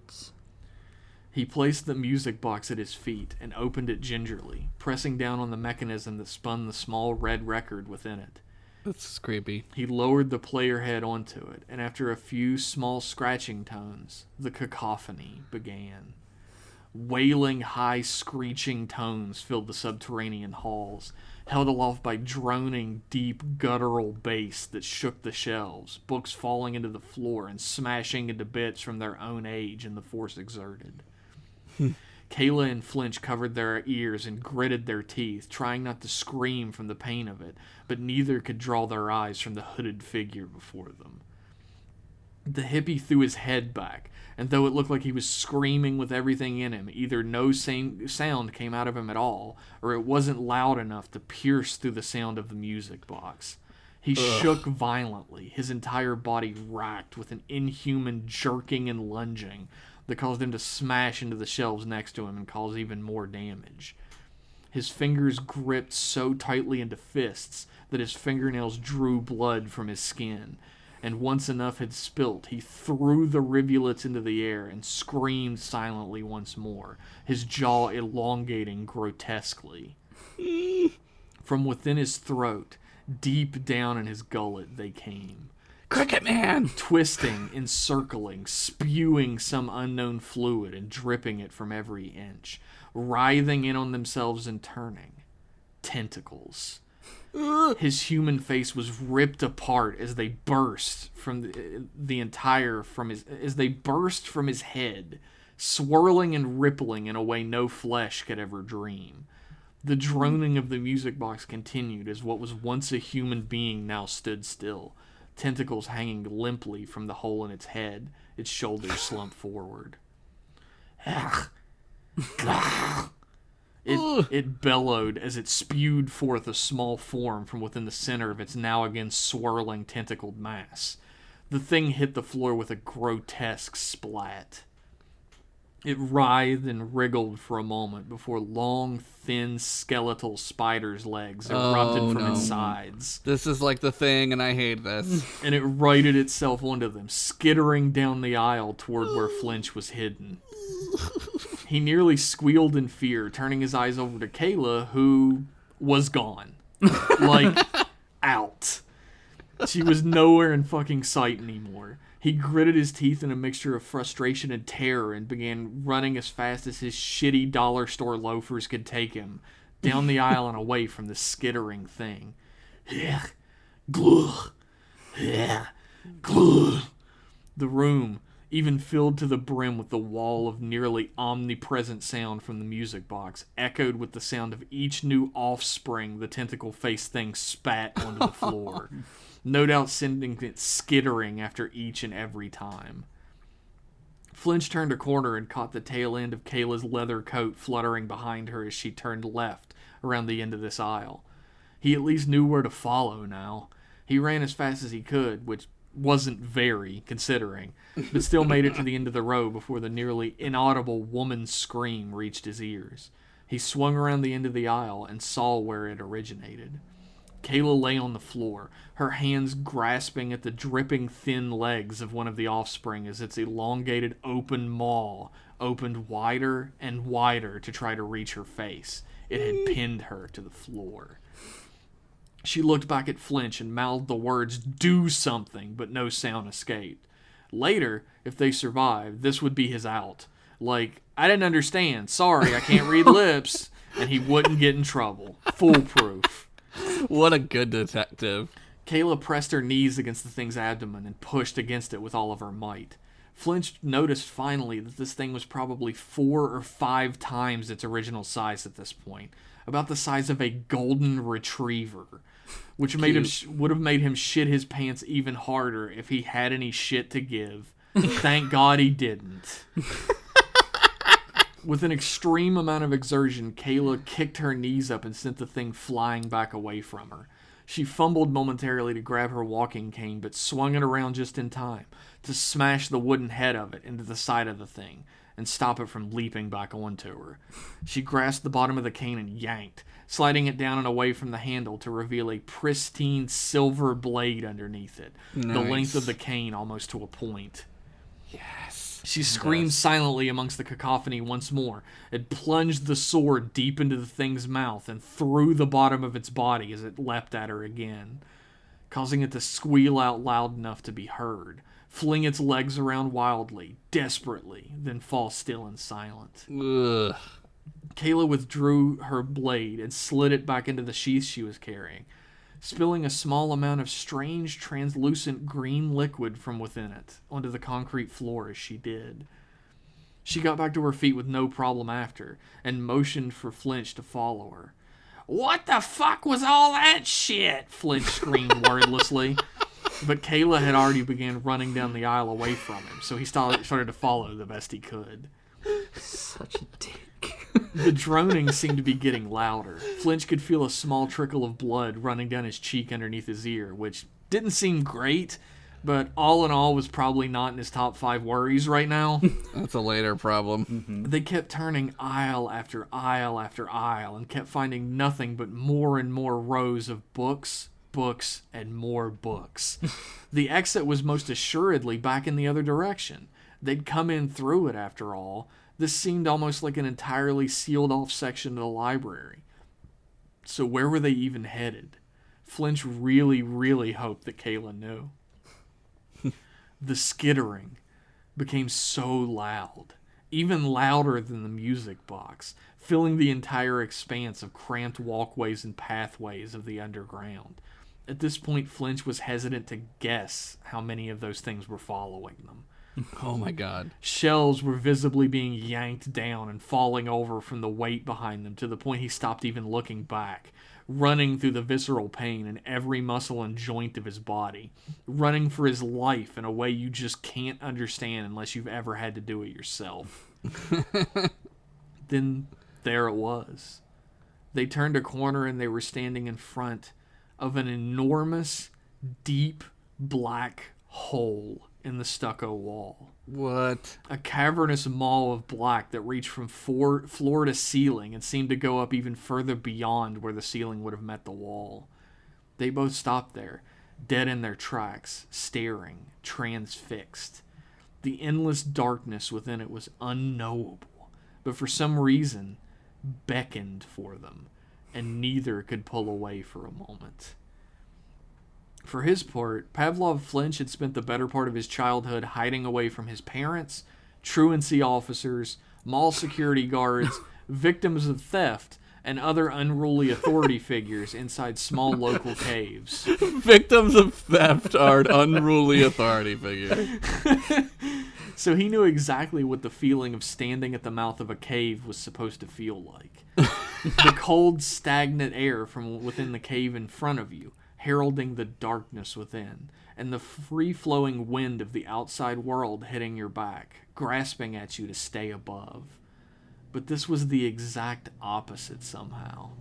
The free-flowing wind of the outside world blew at him from within the cavernous darkness. The sheer size of the void within must have been monumental.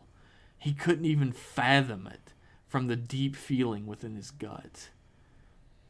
But his reverie was interrupted as a hand latched onto his shoulder and yanked him away from the hole and back towards the reality of their situation. Kayla stared him directly in the face. The offspring of that creature were climbing up the other side of the aisle they stood on, their backs against the stucco off-white of one wall and the bleak emptiness of the hole at the other. The skittering cacophony of sounds of the music box, the beating of their heart in their ears, and even over all of it, they heard the inhuman voice flowing over them from beyond even the offspring. Dominus. Dominus. Dominus. Somebody get this guy some Domino's. He wants pizza. When all hope had drained from them, out of the corner of Flinch's eye, he saw their salvation. A thin, tall hole in the wall, pitch black within it, and a dangling rope barely moving around a silver Baby Ruth wrapper on the bottom of the box. Flinch ran full tilt past Kayla, her head whipping around to follow his motion, and he leapt at the dumbwaiter in the wall from almost too far away, his face slamming into the wall below it, but his hands latching onto the ledge. Just as he was about to try to crawl in, Kayla yanked him away from it, threw him up the bird hard, and grabbed the rope within and began climbing. She gripped the cane in her teeth, and hand over fist shimmied herself up into the tight space of the dumbwaiter and disappeared within. Flinch grabbed back onto the rope himself. God damn it, he mimed, yanking himself up as hard as he could, but not gaining much traction up the rope. He'd faked every single time rope climbing had come up. He'd faked sick every single time rope climbing had come up in gym back in school, so he had absolutely zero experience with it. This also extended to dodgeball, sit-up competitions, jumping jacks, and a myriad of other gym-related activities that seemed way less important at the moment. He had just gotten himself fully into the dumbwaiter, feeling somewhat squeezed by his size and the width of the opening, when one of those horrific offspring began shoving its sharp, thin legs into the opening, stabbing viciously at Flinch's legs, barely missing every swipe thanks to him swinging his legs as wildly and randomly as he could. Something latched onto the massive offspring from behind and yanked it away from the opening, and Flinch felt a fleeting moment of hope for himself, looking up the rope to see Kayla continuing to climb up into the darkness. But when he dropped his eyes back out of the dumbwaiter into the library below, he saw in the offspring's place the original creature itself, its massing, thrumming, and throbbing set of dozens upon dozens of tentacles squirming and swirling from the bloodless gap where its face used to be, latching towards his legs. He was screaming. He knew it, but he just couldn't hear it. All he could hear was the drone of the music box and the squirming, dripping, squelching of tentacles. But they didn't find him. His body lurched upwards into the dumbwaiter, faster and faster in one sudden yank. Then another, then another. He wondered for a moment if he had found the strength to haul himself up through instinct and adrenaline alone, but it dawned on him quickly. He was being reeled in using the dumbwaiter rope from above. He held onto it as tightly as he could, looking down only momentarily to see the tentacles slowly, drippingly recoil away from his sight. The droning of the music box was so far away by the time that he was pulled up from the dumbwaiter door above and thrown onto the cold, hard cement of the first floor of the stacks, he could barely feel the pain in his head any longer. He let out a loud, sudden scream he'd been holding in his chest the entire trip up that echoed across the metal shelves and stucco walls surrounding them. Kayla held the rope in her hands and stared, wordlessly. There was a silence for a long moment. Was it over? A bunch of normal human voices, disgruntled and over-caffeinated students piped up here and there on the floor, yelling, "Shut the fuck up! This is a library!" And "Pipe the fuck down! I have finals tomorrow!" Damn, it's finals week? After all of that, it was all so damn normal. Kayla grabbed him by the lapels of his overcoat and dragged him up to his feet, ushering him along and out like a child, out of the stacks entirely. The trip must have lasted a pretty long while to make it back out, but it felt like a minute at the absolute most before they were shoving open the tinted double doors of Morrow Library and stepping back out into the evening sun. He flopped onto a bench, put his head in his hands for a moment, and Kayla sat next to him, gripping her cane and balancing against it. There weren't any words exchanged between them for a long time. Every so often the double doors to Morrow would swing open, and the two of them would tighten, and fear would shoot through them like a bullet, before a couple students would walk out talking or laughing, and all that tension would slowly escape. "Look," Pavlov Flinch finally broke the silence. "I don't want to be fucking sitting here with my thumb up my ass when that thing finishes checking out some light psychotic monster reading and comes out to flay our skin off," so he slowly rose to his feet. Kayla Hunter stood up as well, grasping him around the arm and yanking him back before he had a chance to walk away. She narrowed her eyes and gritted her teeth, speaking through them as if to a child. "Fine then, Flinch. You and I got a town to find anyway. You read the journal. You know where we're going next." "Whoa, whoa, whoa, whoa, whoa," Flinch protested whinily. "I didn't sign up for any of this shit. I just wanted to stop having bad dreams. I'm not trying to get butt-fucked by the Loch Ness Monster or the Jersey Devil or whatever. I just want to sleep." Cricket man. Cricket man. "You were in my dreams about all of this, Flinch. Those dreams started the day after I saw the blood moon and the train from the journal, and they haven't stopped since. I've learned a lot of shit since then, man. Shit that'll turn your pale ass even whiter." All of it began with the disappearance of Buffalo Creek Township, and that's exactly where I'm going to get some answers. "Why the fuck didn't you get them in the 20-plus years since you fell ass backwards into a scary story to tell in the dark then?" Flinch yelled.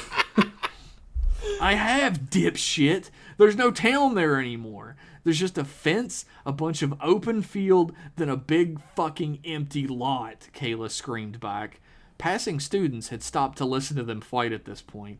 Maybe fists would be thrown? They all hoped. Yeah.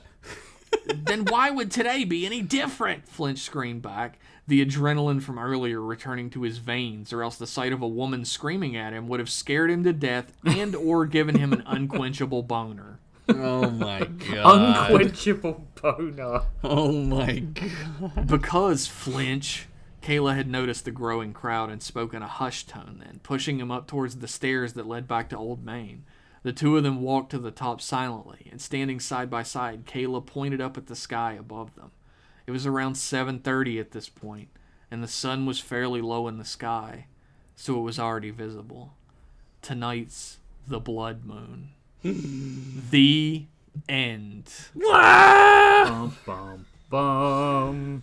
Dude. What? Dude. You gotta publish this. You gotta send this to Marshall and be like, "Hey, here's my experience." This is what it was like going to school here, by the way. This is amazing. Thank you very much. I agree.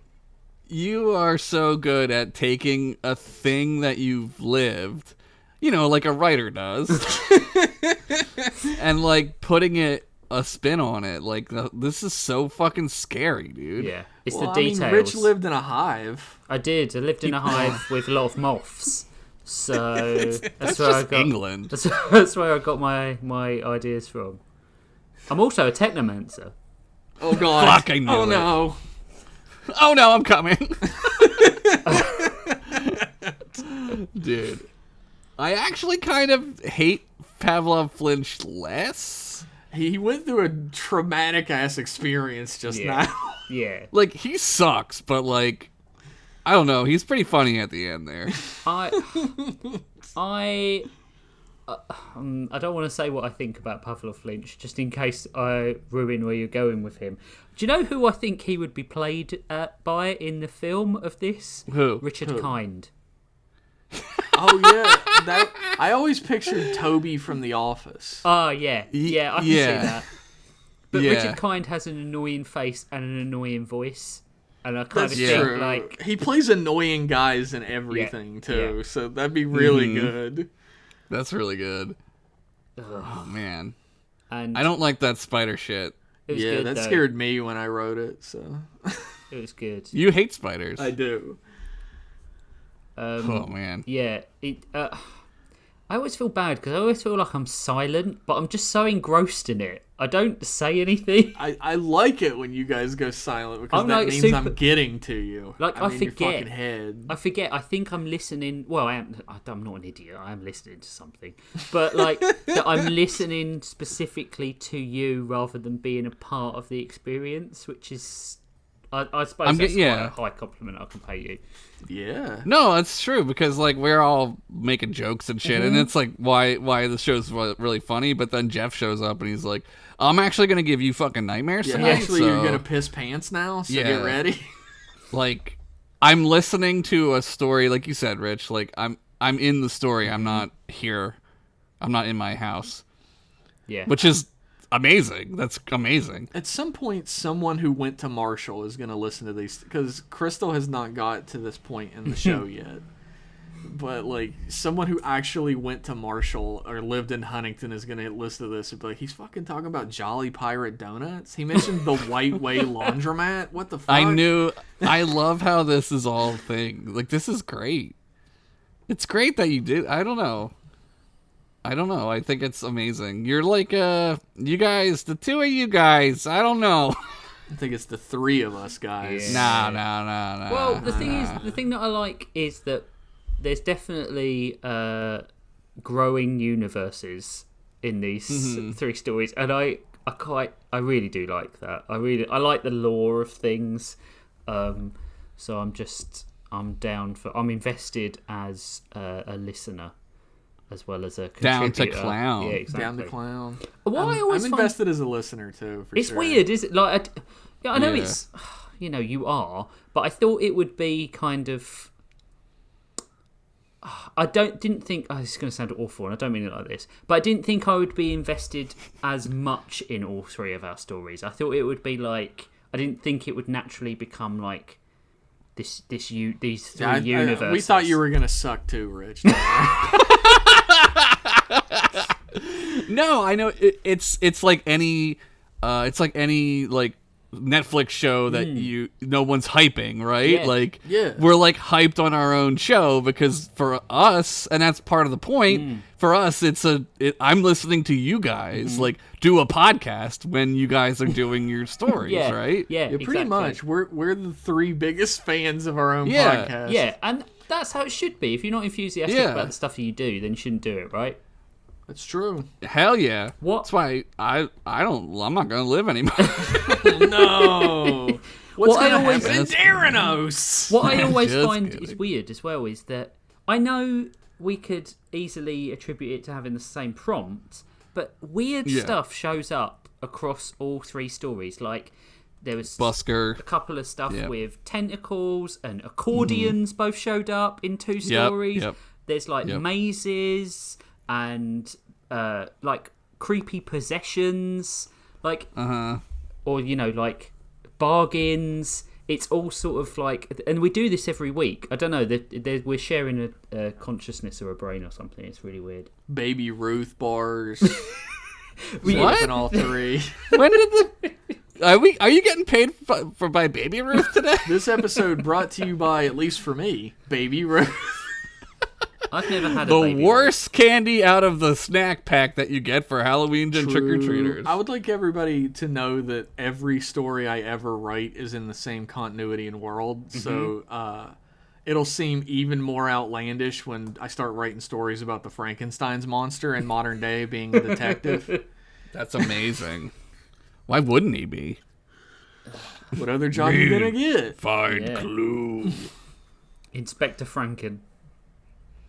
I think that happens a lot.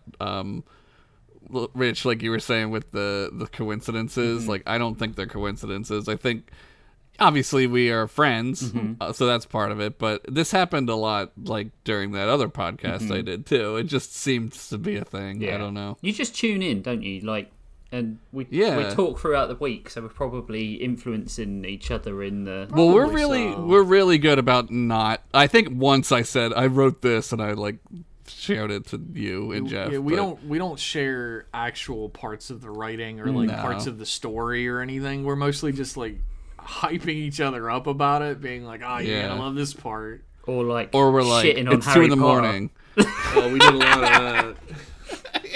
I woke up this morning and I was like, what the fuck have these two been doing all night? We've been endlessly making fun of how rich Harry Potter is and how all of his poor-ass friends just have to live being fucking shitty poros around him. That's a you problem, Hermione. But that's Fuck those I imagine that's how she is. She's Turf's golden classist queen. as fuck, for sure. Yeah. Yep. Oh, man. We almost made it an episode without dunking on J.K. Rowling. So I'm glad we got that in at the end. Well, we gotta do cops. We gotta do J.K. Rowling, and what else? I think those are our two biggest. Those are our two biggest, biggest. Yeah. Okay. They're our biggest ones, and some Just sort authority in general, and some sort of anti-British element. Baby boomers. Well, we gotta get yeah. one in on boomers. baby boomers. Yeah, boomers. Yeah, that's the other one. But yeah, the British. Yeah, fuck them. Yeah. I agree. Also, fuck Americans. Yeah. Let me bring up the prompt sheet. Wheel of morality. Turn. Tell us the lesson that we should learn. We should learn. That's how we do it. We have a wheel. Masks. That's not a bad one. That's not bad. Pretty good. We can all get. I was worried that there's a couple on here that are like very genre specific. Let's just say. Oh yeah, sometimes people are like fucking orc swords, and I'm like, what? How am I supposed to do that? What the fuck does that mean? Second one. Autopsies. What? Okay, I don't know how I'm gonna fit that one in, and I'm That a scary guy. That one was submitted by Jeffrey Dahmer. I'm kidding. I don't know who it is. He's a big fan of the show. He is. I have stopped recording names because I'm an idiot. Yay! Good job, Rich. When we do the Patreon, I'll wipe this whole list and then restart. And then I'll make sure that everyone I think gets by the time we record again, we will have a Patreon. Yeah. If not, by the time this episode comes out. Yeah. And then What? Yeah, I think we've sorted it now. We've sorted out some tiers and stuff. Well, we sort of half sorted them out, but we'll do them in the meantime. We've half-assed it per usual. Yeah, we'll do it. Damn, and then we'll start populating the list again. Because now you guys have got a feel for the show. Like some of the originals might not fit, or you realise that we've picked frogs, so we might not want toads, newts, and salamanders. What in the fuck is the difference? People are so funny. We're like, oh, I don't want to do frogs again. They're like, haha, toads, salamanders. What about toads? Although jorts. Although everyone has said that the frog episode was one of the best. And we were all they got to about listen to a rat shoot a gun. That's amazing. I do think that Josh's story won that day. Yeah. I think that was... Yeah. I don't think so. That's my least favorite story I've ever written, ever. Did I tell you guys that my wife said that the best joke that we've told on the podcast was the cat having socks and being called Socks? Yeah. I think she said something along the lines of she nearly had to pull over the car when she was driving because she was laughing so much. That's the genius of Josh Henderson. It's something. Yeah. It's something. Yeah. So my wife. And then you said that I won your wife. Yeah, my wife loves you old best knight. now. So that's cool. Yeah. I got that going for me. yeah. I love to ask the question, like, what was your favorite story to people, because everybody picks a different one. Yeah. Yeah. And I love that. Or I couldn't pick one, honestly. I think they're all too different. They're all two different and yet oddly similar as well. Apples and oranges and bananas. Yeah. I like peaches. Everyone But likes that's a not peach. on the menu.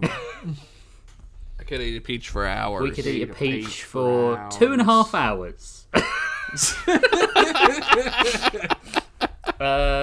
So, on that note, we're gonna close the cover again on this week's compilation. Big thanks to Vidazen for you. You know what? I always say that, and you always do that. I have to. It's just a thing now. Yeah. Big thanks to Vidazen for the use of his music specifically created for our theme tune. We love you, buddy, as always. Love you, You're a Vidazen. good guy. And you can follow him on Twitter at @_Vidazen_. You can find out all about his work there. We will forever tell you about it because he's just that great. Jeff, I'll start with you. What do you want to tell our listeners? Nice things, please, about your work. Don't alienate our fan base. Okay. Anyway, Sorry, you, your guys hardest, ready to get, please. you guys ready to get red pilled? Nah, I'm kidding. You can follow me on Twitter at _Jeff Pennington. You can find my art online at jeffpennington.art. And all the links and everything to everything else you'll ever need is there. I do a podcast with Josh called M-Class Podcast, where we do walkthrough and reviews of episodes of Star Trek. And we have a Patreon for that as well. Give us money. Money, please. Also, I do this podcast called Bros Before Pros. You should check out. It's really Yeah. good. Oh, it's really that's a good one. It is good. If we do say so ourselves. Josh, what about you? Yeah. You can find me at Henderson1983 on the hellscape that is Twitter. I do a show called Continue on YouTube. I've been on for 25 years. You should check it out. I believe it started around the same time as MASH, if I'm not It's mistaken. and weirdly enough, it's about the Korean War too. And basically, Nick, Paul, and Josh are like when they open the Ark of the Covenant at the end of Indiana Jones now. Yeah, we're like dust. We're like dust boys. And then I do, like Jeff said, M-Class Podcast. I also do a podcast with Kevin, Cole, and Nick and Paul called Pretend Friends, and it's a role-playing game where it's as ridiculous as my stories are here. So check it out. Yeah, it's back soon, isn't it? I guess. That's a big old question mark-a-rooney. Nobody tells me nothing. Rich Masters, where can people find your stuff? You can follow me at @MastersRich on Twitter. I don't post much because, as we all know, Twitter sucks. Suck my dick, Twitter. I like Twitter. I'm lying.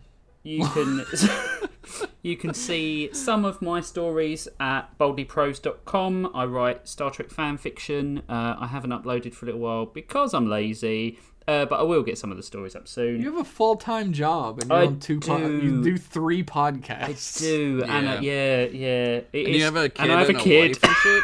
yeah, all right, okay, yeah, that does make you feel slightly better. I do a podcast with my really good friend Spivsy about cartoons called Toonhounds, and you can find us at Toonhounds. We did a Batman the Animated Series 30th anniversary special.